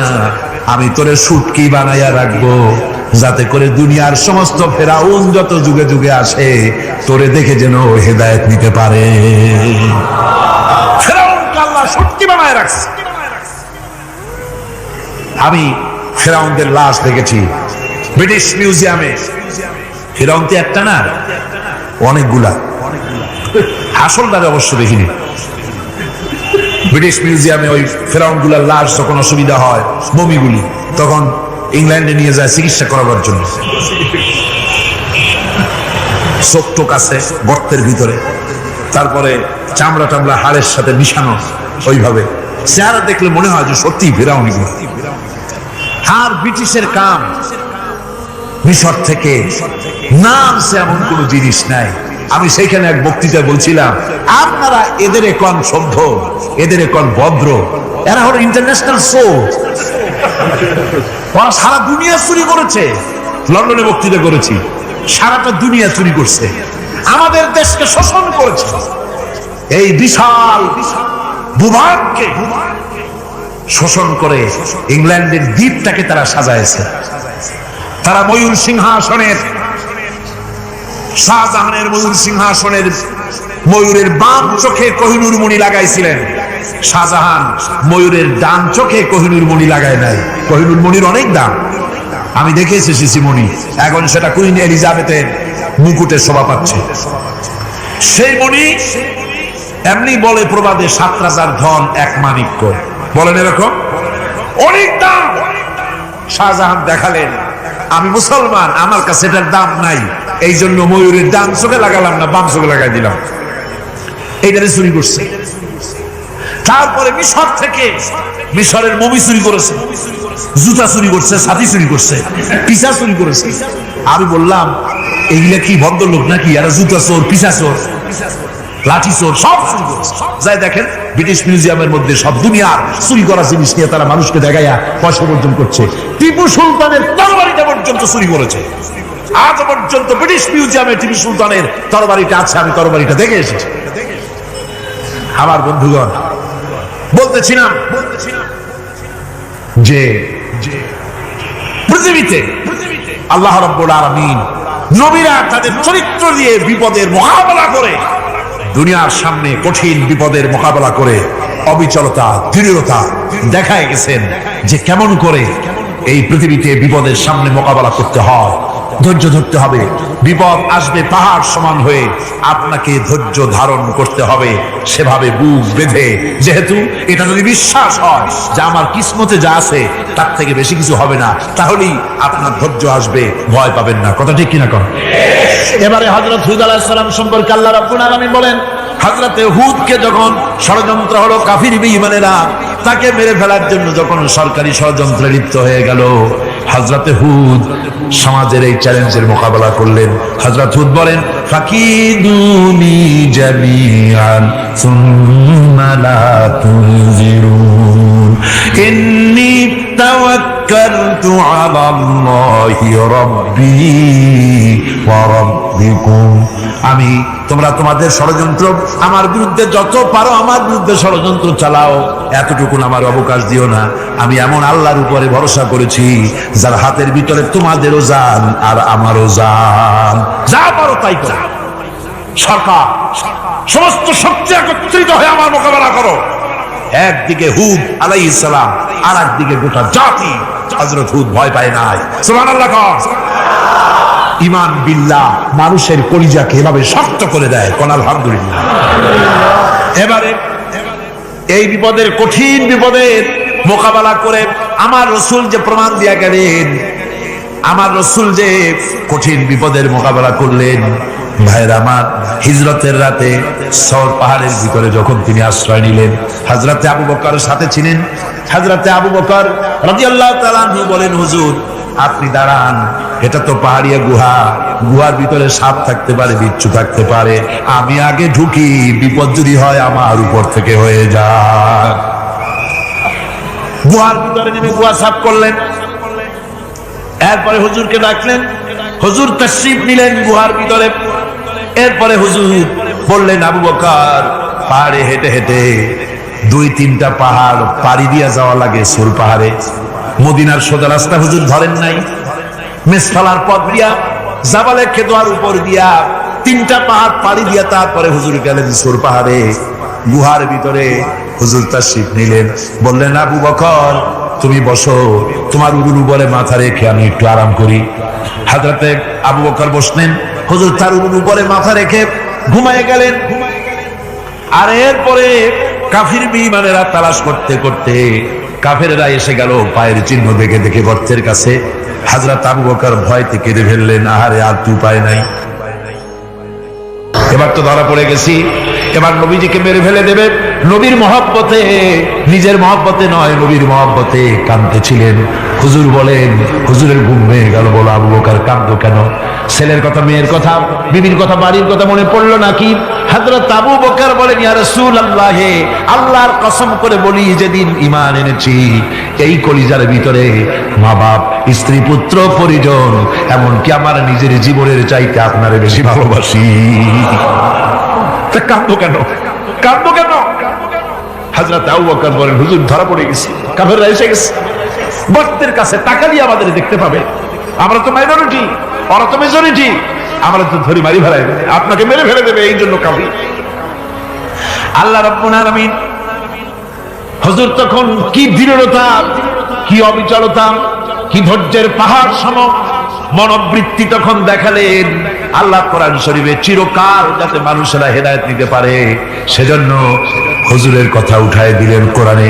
আল্লাহ পাক বলেন, ইযহুমা ফিল গাদ ইয ইয়াকুলু লিসাহিবিহি লা তাহজান ইন্নাল্লাহা মা'ানা। ও বন্ধু, ভয় পেও না, আল্লাহ আমাদের সাথে আছেন। সুবহানাল্লাহ, আল্লাহ আমাদের সাথে আছেন। আমরা মাইনরিটি নই, আমরা মেজরিটি। আল্লাহ আছে আমার সাথে, ভয় পাওয়ার কোনো কারণ নেই। সুবহানাল্লাহ। আল্লাহ পাক বলেন, ফাআনজালাল্লাহু সাকিনাতাহু আলাইহি ওয়া আইয়াদাহু বিজুনুদিন লাম তারাওহা। আমি এদের অন্তরের ভিতরে আমি শান্তি নাজিল করে দিলাম, প্রশান্তি দিয়া দিলাম, আর আমি সাহায্য করলাম, আর এমন সব সৈন্য পাঠায় দিলাম যে সৈন্যগুলি তোমরা দেখতে পাও নাই। সুবহানাল্লাহ। ভাইরা আমার, রাসূল করিম সাল্লাল্লাহু আলাইহি সাল্লাম এই বিপদের মাঝে, চরম বিপদের মাঝে অবিচলতা, দৃঢ়তা, কঠিন আত্মনির্ভরতা দেখিয়েছেন। এগুলি হলো ঈমানের 5 নম্বরের উপকারিতা। আল্লাহর প্রতি ঈমান আনলে এভাবে পাহাড় সম ঈমান মজবুত হয়ে যায়। জেলের পরোয়া করি না, ফাঁসির পরোয়া করি না, শহীদ হওয়ার পরোয়া করি না, মেরে ফেলে দেবে, উড়ায় দেবে, হত্যা করবে, পরোয়া করি না। পরোয়া করি কেবলমাত্র কাকে? জোরে বলেন, কারে? এইরকম মুসলমান হাজার হাজার লাখ লাখ দরকার নাই, 313 জন যথেষ্ট। কয়জন যথেষ্ট? 313 জন যথেষ্ট। বদরে যারা জান দিয়ে, মাল দিয়ে দ্বীনকে প্রতিষ্ঠিত করেছিলেন, এরকম 313 দিনই যথেষ্ট ছিল। আল্লাহর দ্বীনকে কায়েম করার জন্য যদি রক্ত দেওয়া লাগে, তাহলে এই বিশাল জনসমুদ্রকে প্রশ্ন করি, ভয় পাবেন? রক্ত দিতে পারবেন? যদি জেলে যাওয়া লাগে দিতে পারবেন? যদি শহীদ হতে হয় তাও কি পারবেন? এই দৃঢ়তা, এই অবিচলতা, এই ঈমান, এই ধৈর্য শিক্ষা দেয়, এই উপকার করে। ঈমান বিল্লাহ, আল্লাহর প্রতি ঈমান আনলে এভাবে পাহাড়ের মতো শক্ত হয়ে যায় কলিজা। কোন আলহামদুলিল্লাহ। আমার বন্ধুগণ, এবার আমি বলবো সর্বশেষ উপকারের কথাটা বলি, মোনাজাত ছেড়ে দেব। কয়টার কথা বলছিলাম? উপকার ছয়টা উপকারের কথা বলেছি, অনেকগুলি বৈশিষ্ট্য, অনেকগুলি উপকারের মধ্যে আল্লাহর প্রতি ঈমানের 6টা উপকারের কথা 5টা বলা হয়ে গেছে। এবার 6ষ্ঠ নম্বর এবং শেষ নম্বর, এটা হচ্ছে আল্লাহর প্রতি ঈমান আনলে পরে তার দ্বারা সবচাইতে বেশি ফায়দা পায় সমাজ এবং রাষ্ট্র। বল আলহামদুলিল্লাহ, বল আলহামদুলিল্লাহ। আল্লাহর প্রতি ঈমানের দ্বারা নৈতিক সংশোধন হয় এবং রাষ্ট্র আর সমাজ সবচাইতে বেশি উপকৃত হয়। কারণ হলো ঈমানদার ব্যক্তি আল্লাহর প্রতি যে ঈমান এনেছে তার মনের মধ্যে ধারণা এটা হয়, আমার কোনো কাজ তো গোপন থাকে না। ইন্নাল্লাহা লা ইয়াখফা আলাইহি শাইউন ফিল আরদি ওয়ালা ফিস সামা। আল্লাহর কাছে গোপন বলতে কিছু নাই, আকাশেও নাই, জমিনেও নাই, কোনো কিছু গোপন নাই। সুতরাং আমি যা করি সব আল্লাহ দেখেন এবং শোনেন। এমনকি মানুষ যে কল্পনা করে সে কল্পনাও আল্লাহ টের পায় না, নাকি টের পায় কিনা? ওয়াইন তুবদু মিন আনফুসিকুম আও তুখফুহু ইউহাসিবুকুম বিহিল্লাহ। মনের ভিতরে যে কল্পনা করো আল্লাহ পাক বলেন এই কল্পনারও হিসাব আমি রব্বুল আলামিন তোমার কাছ থেকে নেব। ফায়ুআযযিবু মান ইয়াশাউ, যারে খুশি শাস্তি দেব আর যারে খুশি আমি maaf করে দেব। জোরে বলেন সুবহানাল্লাহ। ফায়াগফিরু লিমান ইয়াশা ওয়া ইউআযযিবু মান ইয়াশা, যারে খুশি maaf করব, যারে খুশি শাস্তি দেব, কল্পনারও হিসাব নেব। এই কথা মুমিনের যদি জানা থাকে তাহলে আর তার কোনো চিন্তা থাকে না, তার নৈতিক চরিত্র ভালো হয়ে যায়। কোন সুবহানাল্লাহ। মোনাজাতের কথা শুনে গতকাল বলছিলাম যে মোনাজাতের কথা শুনে যারা হাঁটে আমি বুঝি না, আমার বুঝে আসে না যে এটা কেমন ধরনের নৈতিকতা। আপনি আপনার বিবেককে কি বুঝান? এই বিশাল জনসমুদ্র নিয়ে আল্লাহর কাছে হাত তুলবো, দোয়া করব, মোনাজাত করব, এই লোক সম্বরণ করেন কি করে? আশ্চর্য কথা, আশ্চর্য কথা। আমার বন্ধুগণ, ঈমানদার লোক আল্লাহর প্রতি ঈমান আসতে পরে সমাজ উপকৃত হয়, রাষ্ট্র উপকৃত হয়ে যায়। যেহেতু বান্দা জানে আমি দায়িত্বহীন কোনো কথা বলতে পারবো না, দায়িত্বহীন কোনো কাজ করতে পারবো না। আল্লাহ পাক বলেছেন মা ইয়ালফিযু মিন কাউলিন ইল্লা লাদাইহি রাকীবুন আতীদ। বান্দা এমন কোনো কথা বলে না যে কথা আমার ফেরেশতারা রেকর্ড করে না রাখে। কাজী মুমিন ব্যক্তি আল্লাহর ভয়তে দায়িত্বহীন কথা বলবে না। নির্বাচন আসলে পরে রাস্তা সোনা দিয়ে বান্ধায় দেবো, এই করব সেই করব, না খাইয়া কেউ মরবেন না। আসে না নির্বাচনের সময় সেরাগালি বদনারা মঞ্চে দাঁড়িয়ে কত বড় বক্তৃতা করে, ভাইয়ের আমার, বোনের আমার, এবার আমার বোতল মার্কা বাক্স, আপনারা আমাকে ভোট দিয়ে দেশ এবং জাতির আরেকবার 12:30 বাজাইবার সুযোগ দিন। এবার ক্ষমতায় গেলে কেউ না খাইয়া মরবেন না, কিন্তু কি খাইয়া মরবে তাও বলেন। আল্লাহ রাব্বুল আলামিন বলেন যাদের কোনো সঞ্চয় নাই, যারা কোনো সঞ্চয় করে না, এ ধরনের সাপগুলি, শিয়ালগুলি, বাঘগুলি, পাখিগুলি, জলচর প্রাণী, স্থলচর প্রাণী আর অন্তরিক্ষে মহাশূন্যে উড়ে বেড়ায় যেসব প্রাণী, এ ধরনের শত সহস্র কোটি কোটি প্রাণী, তারা সকালবেলায় খালি পেট নিয়ে বেরিয়ে যায়। খালি পেট নিয়ে সকালবেলায় বেরিয়ে গেল, আবার সন্ধ্যায় যখন বাসায় ফেরে সমস্ত প্রাণীগুলির পেট আল্লাহ রাব্বুল আলামিন ভরে দেন। সুবহানাল্লাহ। একটা প্রাণীও খালি পেটে বাড়ি ফেরে না। সুবহানাল্লাহ, সুবহানাল্লাহ। অথচ তাদের কিন্তু জন্ম নিয়ন্ত্রণের ব্যবস্থাও নাই। জঙ্গলে যত প্রাণী আছে তারা কি কোনোদিন মিছিল করে এসে বলেছে বাংলাদেশ সরকার আমাদের জঙ্গলের মধ্যে কোনো খোঁজ খবরটা আপনারা রাখেন, এখানে বাচ্চা কাচ্চা বেশি হইতেছে আর খাওয়াইতে পারি না, এবার কিছু পরিবার পরিকল্পনার ওষুধপত্র পাঠান? কোনদিন বলেছে? বলে নাই, বলবেও না। কে খাওয়ায়? আল্লাহ পাক খাওয়া, আল্লাহ পাক খাওয়া। সুতরাং আল্লাহ রাব্বুল আলামিন রিজকের মালিক, একথা বিশ্বাস করতে হবে। সেই বিশ্বাসের অর্থই নয় যে আপনি চুপ করে বসে থাকবেন আর ফেরেশতারা রান্না করে আপনারে রূপচাঁদ আওয়াজ খাওয়াই দিয়ে যাবে, এরকম না। বিশ্বাস করতে হবে, কাজ করতে হবে, এর ফলে আল্লাহ রাব্বুল আলামিন রিজকের ব্যবস্থা করবেন। ঈমান আনার পর প্রথম যে কোয়ালিটিটা হবে সেই কোয়ালিটি হচ্ছে পার্সোনালিটি, আত্মসম্ভ্রম, আত্মমর্যাদা। দুনিয়ায় কারোর সামনে মাথা সে নত করবে না, মাথা নত করবে কেবলমাত্র আল্লাহর কাছে। সে বিশ্বাস করবে খাইরিহি ওয়া শাররিহি মিনাল্লাহি তাআলা, ভালো মন্দ সব কার কাছ থেকে হয়? আল্লাহর কাছ থেকে হয়। সে কিছুতেই বিশ্বাস করবে না যে কোনো মাজারের কাছে গেলে, কবরের কাছে গেলে আমার তাকদীর পাল্টে যাবে, কোন মুমিন তা বিশ্বাস করবে না। বুঝতে পেরেছেন? ভালো করার মন্দ করার সবটা মালিক আল্লাহ সুবহানাহু ওয়া তাআলা। এরপরে 2 নম্বরের যে কোয়ালিটি সৃষ্টি হবে মুমিনের মধ্যে ঈমান আনার পর, সেগুনটা হচ্ছে সে বিনয়ী হবে, বিনয় বিনম্রতা আর এক বৈশিষ্ট্য হবে, বিনয় এবং বিনম্রতার বৈশিষ্ট্য হবে। তার কারণ হচ্ছে ঈমান আনার পরে সে জানতে পেরেছে আল্লাহ রাব্বুল আলামিনের কর্তৃত্ব থেকে বেরিয়ে আসার ক্ষমতা কার নাই। অহংকার করে যাব কোথায়, আস্ফালন করে যাব কোথায়? আল্লাহর রাজত্বের বাইরে, আল্লাহর ক্ষমতার বাইরে যাওয়ার ক্ষমতা তো কারোই নাই।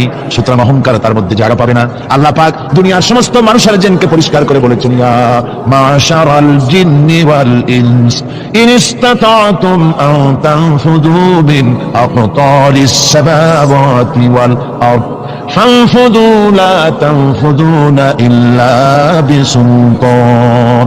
হে পৃথিবীর মানুষেরা আর জেনেরা, যদি সম্ভব হয় আমার আকাশের নিচের থেকে জমিনের উপর থেকে বেরিয়ে যা,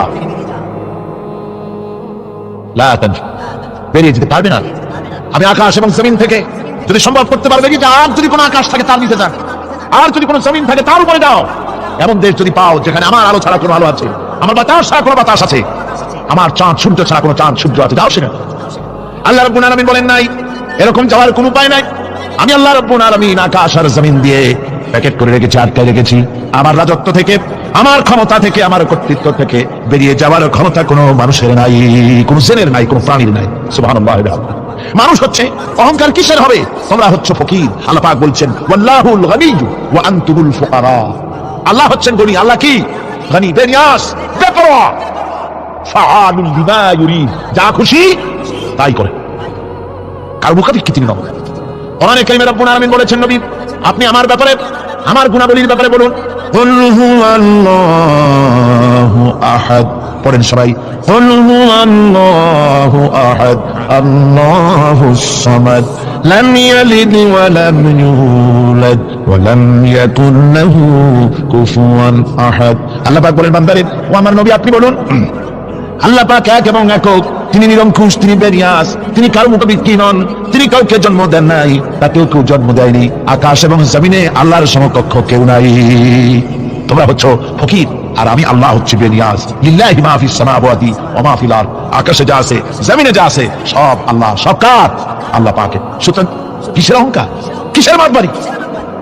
মানুষ পেছনের কথা ভুলে যায়, মুখেই চিন্তা করে না। একটু আগে যারা ক্ষমতায় ছিল আজকে তারা ক্ষমতা হারা, আজকে যারা ক্ষমতায় এলো তারা আবার ক্ষমতা মস্তদে বসে দুনিয়ার সব বিপদ আপদ ভুলে যায়। কি করে আরো বেশি লুটপাট করা যায়, আরো বেশি মানুষকে শোষণ করা যায়, মানুষ এই চিন্তাই করে। অহংকারে ক্ষমতার দর্পে ফেটে পড়ে, চিন্তা করে না পেছনের কথা। আল্লাহ রাব্বুল আলামিন বলেন, যারা কি মুমিন বান্দাদের বিনয় এবং বিনম্রতা তাদের মধ্যে সৃষ্টি হয়ে যাবে, তার কারণ হলো আল্লাহ পাক বলেছেন ওয়ালা তামশি ফিল আরদি মারহান ইন্নাকা লান তাখরিকাল আরদা ওয়া লান তাবলুগাল জিবালা তুলা। ওয়ালা তামশি ফিল আরদি মারহান, আমার জমিনের উপরে অহংকার করে পা ফেলো না। তুমি কি পারবে অহংকার করে আমার জমিনটাকে বাঁধাই দিতে? কি বলেন, পারা যাবে? অহংকার করে জমিনের উপরে লাথি মারেন জোরে, জমিন ফাটবে? ফাটবে না, আপনার পা ছিঁড়ে যাবে। আপনি কি পারবেন অহংকার করে পাহাড়ের উচ্চতা লাফ দিয়ে ছাড়াই যেতে পারবেন? তাও পারবেন। সুতরাং আল্লাহ পাকের উপর ঈমান আনলে পরে তাদের মাথায় ভাবে নত হয়ে যায়, অহংকার তাদের মধ্যে জায়গা পায় না। অহংকার কিসের, কিসের অহংকার তোমার? মানুষ তার জন্মের কথা, কোরআনে কারীম বলে মানুষ কি তার জন্মের কথা স্মরণ করে না? তোমার তো এমন অবস্থা ছিল দুনিয়ায় উল্লেখযোগ্য বিষয়বস্তু হিসাবে তুমি পরিগণিত ছিলে না। তুমি হচ্ছ, তোমার জন্মের উৎস কথা হচ্ছে এক ফোঁটা নাপাক পানি, এমন নাপাক পানি যা শরীর থেকে নির্গত হলে পরে গোসল করা ওয়াজিব হয়ে যায়, এমন এক ফোঁটা নাপাক পানি যারা জন্মের উৎস, তার আবার অহংকার কিসের? পৃথিবীতে অহংকার যারাই করলো আল্লাহ পাক তাদেরকে ভালো করে দেখাই দিলেন। নমরুদকে দেখাইছেন, ফেরাউনকে দেখাইছেন, যুগের ছোট ছোট নমরুদ ফেরাউন যেখানে যেখানে খুদে খুদে ফেরাউন হয়েছে আল্লাহ সকলকে দেখিয়ে দিয়েছেন, দেন নাই? দেখিয়ে দিয়েছেন।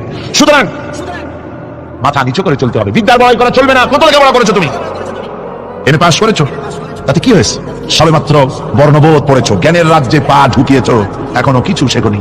টাইটেল পাস করেছো তো কি হয়েছে? কদ্দূর শিখেছো? নিউটনের মতো মানুষ মৃত্যুর সময় বললেন, জ্ঞান সমুদ্রের বেলাভূমিতে দাঁড়িয়ে সামান্য বালু কণা নিয়ে নাড়াচাড়া করলাম, অথই সমুদ্রের কিছুই দেখতে পারলাম না। শেখ সাবির রহমতুল্লাহ আলাইহি ইন্তেকালের সময় বলেছেন, মালুম শোধ কি হিচ মালুম না শোধ, সারা জীবন সাধনা করে বুঝিলাম ইহা যে কিছুই বুঝিলাম না। এগুলি হচ্ছে জ্ঞানীদের কথা। আর কোন রকম ইউনিভার্সিটির বারান্দা দিয়ে 3-4 দিন হাঁটছে, কয়েছে সব বুঝি। কি বুঝছো? দেয়ার ইজ নো গড, স্রষ্টা বলতে কেউ নেই। পাগল কি আর গাছে ধরে মিয়া?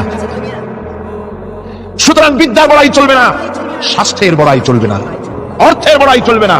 অর্থের বড়াই করবে, কত অর্থ তোমার হয়েছে, আল্লাহ যদি ইচ্ছে করেন ব্রেনের মধ্যে, মগজের মধ্যে এমন টিউমার করে দিবেন, মগজের মধ্যে এমন ক্যান্সার করে দেবেন, হার্টের ভিতরে এমন ক্যান্সার লাগাই দিবেন, 14 গোষ্ঠী বিক্রি করলে ঔষধের পয়সা হবে না।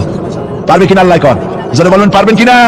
এমন বহুত অসুখ আছে ডাক্তাররা বলছেই না ঔষধ দেবে কি। হযরত ইউনূস আলাইহিস সালাম মাছে তারে গিলে ফেলে দিল, হতাশায় তিনি হার্ট ফেল করেন নাই। মাছের পেটের মধ্যে যদি কেউ চলে যায়, বেরিয়ে যাওয়ার জন্য কোনো ব্যাকডোর আছে নাকি কন? আলাদা কোনো রাস্তা আছে? মাছের পেটের জানালা দরজা আছে কিছু? কিছুই নেই।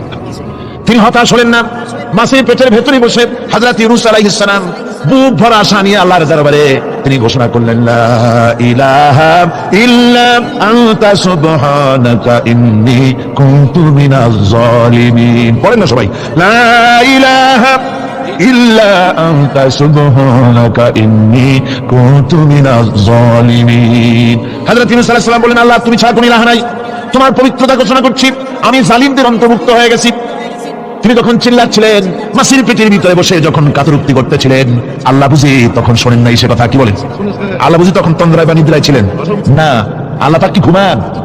তন্দ্রায় যান? লা তাখুযুহু সিনাতুন ওয়ালা নাওম।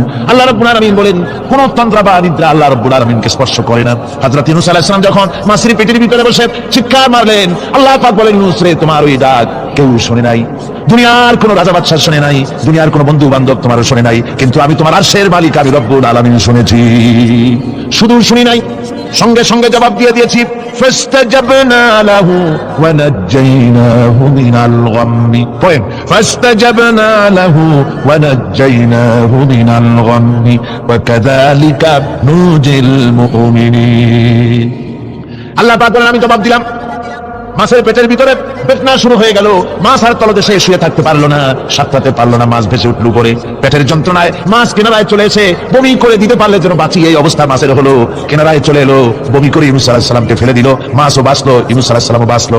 আল্লাহ রাব্বুল আলামিন বলেন, মুমিনেরা শোনো, শুধু ইউনূসকে নয়, ওয়া কাযালিকা নুজিল মুমিনিন, এইভাবে করে মুমিন বান্দারা যদি আমাকে ডাকে, আমার কাছে যদি হাত ফেলায়, আমি আল্লাহ রাব্বুল আলামিন মুমিনদের এভাবে বিপদ মুক্ত করে দেই। আল্লাহ পাক বিপদ মুক্ত করে দেন। ওয়া মান ইয়াত্তাকিল্লাহ ইয়াজআল লাহু মাখরাজা, আল্লাহকে যে ভয় করে আল্লাহ তার জন্য রাস্তা খুলে দেন। জোরে বলুন সুবহানাল্লাহ। দেখেন ইউসুফ আলাইহিস সালাম জুলাইখা তাকে আটকায় ফেলেছে ঘরের মধ্যে, তালা দেওয়া, খিল দেওয়া, শিক্ষানি মারা, পালাবার পথ নাই, চতুর্দিকে উলঙ্গ নগ্ন চিত্র। আর এই সুন্দরী যুবতী নারী জুলাইখা তার প্রেম নিবেদন করেছে হযরত ইউসুফের কাছে, যৌবনে ভরা টকবগে যৌবনের যুবক হযরত ইউসুফ আলাইহিস সালাম, সৌন্দর্যের পিরামিড, বাঁচার কোনো পথ নাই জুলাইখার কুপ্রবৃত্তি চরিতার্থ করে দেওয়া ছাড়া। কিন্তু হযরত ইউসুফ আলাইহিস সালাম আল্লাহ রাব্বুল আলামিনকে ডাকলেন, হতাশায় ভেঙে পড়লেন না, আল্লাহকে ভয় করলেন, আল্লাহকে ডাকলেন, আল্লাহকে ডেকে আল্লাহকে ভয় করে তালাবদ্ধ দরজার দিকে যখন দৌড় মারলেন, রব্বুল আলামিন আপন কুদরতে দরজার তালাগুলি খুলে দিলেন। ভাইরা আমার, এভাবে করে মুমিনেরা কখনো হতাশ হয় না। ফাইন্না মাআল উসরি ইউসরা, ইন্না মাআল উসরি ইউসরা। মনে রাখতে হবে, দুঃখ কষ্টের সাথে থাকে সুযোগ সুবিধা, আর প্রত্যেক অসচ্ছলতার সাথে থাকে উদার সচ্ছলতা। এর কোনো বিপরীত কখনই হয় না। আল্লাহ রাব্বুল আলামিন এইভাবে করে মুমিনদেরকে বলেছেন যেন তারা হতাশায় ভেঙে না পড়ে। আল্লাহ পাক বলেন, বান্দা যখন আমাকে ডাকে, আমি বান্দার একদম নিকটে, তার ঘাড়ের চাইতে নিকটে। ওয়া নাহানু আকরাবু ইলাইহি মিন হাবলিল ওয়ারিদ। আমি আমার বান্দার সব যে রগের উপরে তার মাথা, এর থেকে আমি আমার বান্দার বেশি নিকটে। সুবহানাল্লাহ পড়ে। আমি তোমার কাছে, আমার কাছে মাপ চাও, যত বড় গুনাহ হোক। ওয়া ক্বালা রাব্বুকুম উদউনি আস্তাজিব লাকুম। তোমার প্রভু তোমাকে ডেকে বলেছে, আমাকে ডাকো, আমি মাফ করে দেব। সুবহানাল্লাহি ওয়া বিহামদিহি। কত বড় কথা, আমাকে ডাকো, নিরাশ হও না, হতাশ হও না। আল্লাহর গজব বেশি না রহমত বেশি? আল্লাহর রহমত বেশি। হাদিসে কুদসির ভিতরে এসেছে, আল্লাহ পাক বলেছেন, কোন বান্দা যদি আমার দিকে এক বিগত অগ্রসর হয়, আমার রহমত তার দিকে এক হাত এগিয়ে যায়। কোন বান্দা যদি আমার দিকে হেঁটে আসে, আমার রহমত তার দিকে দৌড়ে যায়। বান্দা যখন আল্লাহর দরবারে দু হাত উঁচু করে চোখের পানি ফেলে দেয়, মুসলিম শরীফের হাদিসের ভিতরে এসেছে, গভীর রাতের তৃতীয় অংশে আল্লাহ রাব্বুল আলামিন প্রথম আকাশে আসেন আর ডেকে বলেন, পৃথিবীতে আছো নাকি কেউ গুনাহ করে জীবন বরবাদ করে দিয়েছো, আমার কাছে মাপ চাও। ঋণগ্রস্ত আছো, অসুস্থ আছো, অপমানিত আছো, কে আছো মাজলুম, আমাকে ডাকো, আমার কাছে বলো, আমি ডাকের সাড়া দেবো, জীবনের আশা পূরণ করে দেবো। ওই সময় যেই সমস্ত লোকেরা কাঁদে তাহাজ্জুদের নামাজ পড়ে, আল্লাহ জিজ্ঞেস করেন ফেরেশতারা, অমুক অমুক দেশ অমুক অমুক বান্দারা কাঁদে কেন? ফেরেশতারা বলে, রব্বুল আলামিন তুমি তো ভালো করে জানো। আল্লাহ বলেন, জানি, তবুও তোমাদের মুখে শুনতে চাই। তারা বলে রব্বুল আলামিন তোমার এই বান্দা গুনাহ করেছে, গুনার জন্য মাপ চায়, জাহান্নাম থেকে বাঁচতে চায়। আল্লাহ পাক বলেন ফেরেশতারা আমার এই বান্দারা আমারে দেখেছে নাকি? বলে দেখে নাই। বলে আমার দোজখ দেখেছে নাকি? বলে না তাও দেখে নাই। আমার বেহেশত দেখেছে নাকি? বলে না তাও দেখে নাই। আল্লাহ পাক বলেন ফেরেশতারা সাক্ষী থাকো, ওরা আমাকে দেখে নাই, আমার বেহেশত দোজখ কিছুই দেখে নাই, শুধুমাত্র আমার নবীর কথা আমার কোরআনের কথা বিশ্বাস করে আরামের ঘুমকে হারাম করে যেভাবে তারা কাঁদতেছে, সাক্ষী থেকে যাও ফেরেশতারা আমার রহমতের দরিয়ায় জোশ মেরেছে, আমার ওই ক্রন্দনরত বান্দাগুলিকে আমি আল্লাহ মাফ করে দিলাম। সুতরাং মুমিন বান্দা যারা, আল্লাহর মুমিন বান্দা যারা, এই ঈমানের কোয়ালিটি এটাও হতাশায় নিরাশায় ভেঙে পড়বে না। গুনাহ তো মানুষই করে, গুনাহ হয়ে গেছে মাপ চাও। তোমার গুনাহ কদ্দূর? তোমার গুনাহ যদি হয় পাহাড় সমান, আল্লাহর রহমত আকাশ সমান। জাহান্নামের কঠিন শাস্তি থেকে বাঁচতে হলে আল্লাহর প্রতি ঈমান আনতে হবে। আর ঈমান আনলে যে কোয়ালিটিগুলি হওয়া উচিত সেগুলি আমি আপনাদের সামনে আলোচনা করছি। এরপর আরেকটি কোয়ালিটি হবে মুমিনের, তা হলো কঠোর কঠিন বিপদে অবিচল থাকবে, বিপদে ভেঙে পড়বে না। বিপদ আপদ শত্রুতা ক্ষয় ক্ষতি যা কিছু হয় সবই আল্লাহর পক্ষ থেকে, এটা মেনে নিতে হবে এবং ধৈর্য ধারণ করতে হবে। বিপদ মুসিবত শুধু উম্মতের জন্য নয়, দুনিয়ার সমস্ত নবীদের বিপদ এসেছে, হয় না? নবীদের বিপদ আসে নাই? কোরআনে কারীম থেকে শুনুন, আল্লাহ রাব্বুল আলামিন বলেন ওয়াকাযালিকা জাআলনা লিকুল্লি নাবিয়্যিন আদুওয়াম মিনাল মুজরিমিন। আল্লাহ পাক বলেন এমনি করে আমি সকল নবীদের শত্রু বানিয়ে দিয়েছি, সব পাপিষ্ঠ আর অপরাধ প্রবণ লোকদেরকে। প্রত্যেক যুগে নবীদের শত্রু ছিল, প্রত্যেক যুগে নবীদের কি ছিল? শত্রু ছিল। সে শত্রু কারা ছিল? আল্লাহ পাক বলছেন নবীদের শত্রু ছিল পাপিষ্ঠ আর অপরাধ প্রবণ লোক, এরাই ছিল নবীদের দুশমন। রাসূলগণের অবস্থা যদি এই হয় তাহলে তার উম্মত, ওই দিনের ধারক বাহক যারা, তাদের বুঝি বিপদ আপদ হবে না নাকি? হবে কিনা? তো ইসলামের বিরোধিতা যারা করে, কোরআনের পরিভাষায় বলা হয়েছে ইসলামের দুশমন, নবীদের দুশমন। দুনিয়ার সব পাপিষ্ঠ আর অপরাধ প্রবণ লোকেরাই ইসলামের দুশমন হয়, নবীদের দুশমন হয়। আজও তাকিয়ে দেখেন ইসলামী আন্দোলনের বিরোধিতা যারা করে তারা পাপিষ্ঠ চরিত্রের কিনা তাকায় দেখেন, খুঁজে দেখেন, সর্বত্র খুঁজে দেখুন যারা ইসলামী আন্দোলনের বিরোধিতা করে, যারা ইসলামকে মিটিয়ে দেওয়ার চেষ্টা করতেছে, যারা ইসলামকে মৌলবাদ বলে, ইসলামকে সাম্প্রদায়িক বলে, কোরআনে কারীমের কথা কত স্পষ্ট যে নবীদের দুশমন হয়, ইসলামের দুশমন হয় মুজরিম লোকেরা, অপরাধ প্রবণ আর পাপিষ্ঠ লোকেরা। আজও আমরা দেখতে পাই এই শ্রেণীর লোকেরা পাপিষ্ঠ এবং সবচাইতে সমাজের নিকৃষ্ট ধরনের চরিত্রহীন লোক। নামাজ নাই।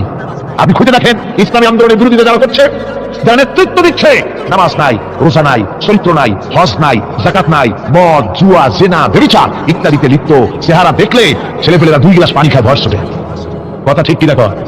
এই হলো অবস্থা। মারে কেন? মুমিনদেরকে, পয়গম্বরদেরকে, সাহাবীদেরকে এবং ঈমানদারদেরকে মারে কেন? তার কারণ হচ্ছে আল্লাহ রাব্বুল আলামিন বলেছেন ওয়া মা নাকামু মিনহুম ইল্লা আইয়ুমিনু বিল্লাহিল আজিজিল হামিদ। কাফিররা ঈমানদার লোকদেরকে অন্য কোন অপরাধী নির্যাতন চালায় না, নির্যাতন চালায় শুধু এই কারণে যেহেতু মুমিন লোকেরা পরাক্রমশালী, আল্লাহ রাব্বুল আলামিনের দ্বীনকে কায়েম করতে চায়, তার উপরে ঈমান এনেছে, এই কারণেই তারা মারে। ঠিক কিনা? যুগে যুগে নবীদের উপরে, সাহাবীদের উপরে যে অত্যাচার হয়েছে, সেই অত্যাচার এই কারণেই হয়েছে, অন্য কোনো কারণে নয়। এই কঠিন বিপদে অবিচলতা এবং ধৈর্যের দৃষ্টান্ত নবীগণ পেশ করেছেন পৃথিবীর বুকে। আমরা দেখেছি ইব্রাহিম আলাইহিস সালামকে আগুনে ফেলানো হয়েছে, আছে না কোরআন শরীফে? আমি কিন্তু গল্প করতেছি না, সব কোরআনের কথা। কিসের কথা? ইব্রাহিম আলাইহিস সালামকে আগুনে ফেলানো হচ্ছে। অপরাধ কি? অপরাধ হচ্ছে হযরত ইব্রাহিম আলাইহিস সালাম দাওয়াত দিয়েছেন লা ইলাহা ইল্লাল্লাহ। জোরে বলেন লা ইলাহা ইল্লাল্লাহ, লা ইলাহা লা ইলাহা ইল্লাল্লাহু মুহাম্মাদুর রাসূলুল্লাহ। হযরত ইব্রাহিম আলাইহিস সালাম দ্বীনের দাওয়াত দিয়েছেন, এক আল্লাহর দাওয়াত দিয়েছেন, ঈমানের দাওয়াত দিয়েছেন। আর কোনো অপরাধ ছিল না। নমরুদ সহ্য করতে পারল না। কোরআনে কারীমের মধ্যে সব কথাগুলি আল্লাহ পাক এই জন্য বিধৃত করেছেন, এই জন্য কোরআনে কারীমের মধ্যে সব কথা উঠাই দিয়েছেন, যাতে করে মুমিনেরা বিপদ আসলে পরে যেন ঘাবড়ে না যায়। ইব্রাহিম আলাইহিস সালামকে আগুনে ফেলানো হচ্ছে। ফেরেশতা বলছে ইব্রাহিম তোমার আগুনে ফেলায় দাও, হতেছে আমার কাছে সাহায্য চাও, আমার কাছে ক্ষমতা আছে, আগুনগুলো উঠে নমরুদের বংশ জ্বালিয়ে দেবো। হযরত ইব্রাহিম ফেরেশতার কাছে সাহায্য চাইছিলেন নাকি? তিনি বললেন ফেরেশতা তোমার কাছে সাহায্য কেন চাইবো? আমি তেমন কোন অন্ধ আল্লাহর ইবাদত করি না যেই অন্ধ স্রষ্টা তার গোলামের দুঃখ দুর্দশা না দেখেন। আমি তোমার কাছে সাহায্য চাইবো না। হযরত ইব্রাহিম আলাইহিস সালাম পাস করলেন। কি বলেন? পাস করছেন না?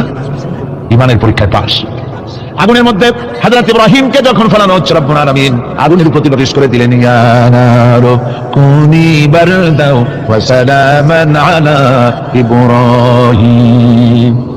আগুন আমার ইব্রাহিমের জন্য শান্তিদায়ক, ঠান্ডা হয়ে যা। এখন কি আর আগুনের বাপের ক্ষমতা আছে ইব্রাহিমের পোড়ানো? আর ক্ষমতা নাই। আমার বন্ধুগণ, ইব্রাহিম আগুনের ভিতরে আরামে বসে আছেন, আর ওদিকে নমরুদ বসে বসে দেখতেছে দূর থেকে ইব্রাহিম তো জ্বলে না, গায়ের মধ্যে আগুন জ্বলে গেল। ডাক দিয়া কয় আগুন তোর হলো কি? কেন জ্বালাইতে পারিস না আমার দুশমন রে? হলোটা কি তোর? তোর কি জ্বালানোর শক্তি বন্ধ হয়ে গেল নাকি?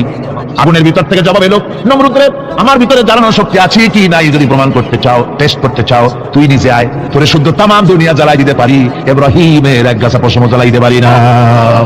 তার কারণ হচ্ছে আমি হচ্ছি মাখলুক, আল্লাহ হচ্ছেন খালিক। আল্লাহ আমাকে বলেছেন না জ্বালাতে, তুমি 1000 বার বললেও আমি ইব্রাহিমকে জ্বালাইতে পারবো না। কোরআনে কারিমে ঘটনা বলে মুমিনদেরকে সাহস দেওয়া হচ্ছে, মুমিনেরা দ্বীনের কাজ করতে গিয়ে বিপদ আবাদ আসবে, ইমানের দাবি হলো বিপদ আসবে, আর বিপদ আসলে ঘাবড়ায় যেও না, মুসিবতে পড়ে চিন্তায় পেরেশানে হয়রান হয়ে যেও না। বিশ্বকবি আল্লামা ইকবাল কি সুন্দর করে বলেছেন, আজ ভি হোক জু ইব্রাহিম কা ইমা पैदा আগ কর সকতি है এক अंदाज़ गुलिस्तां पैदा।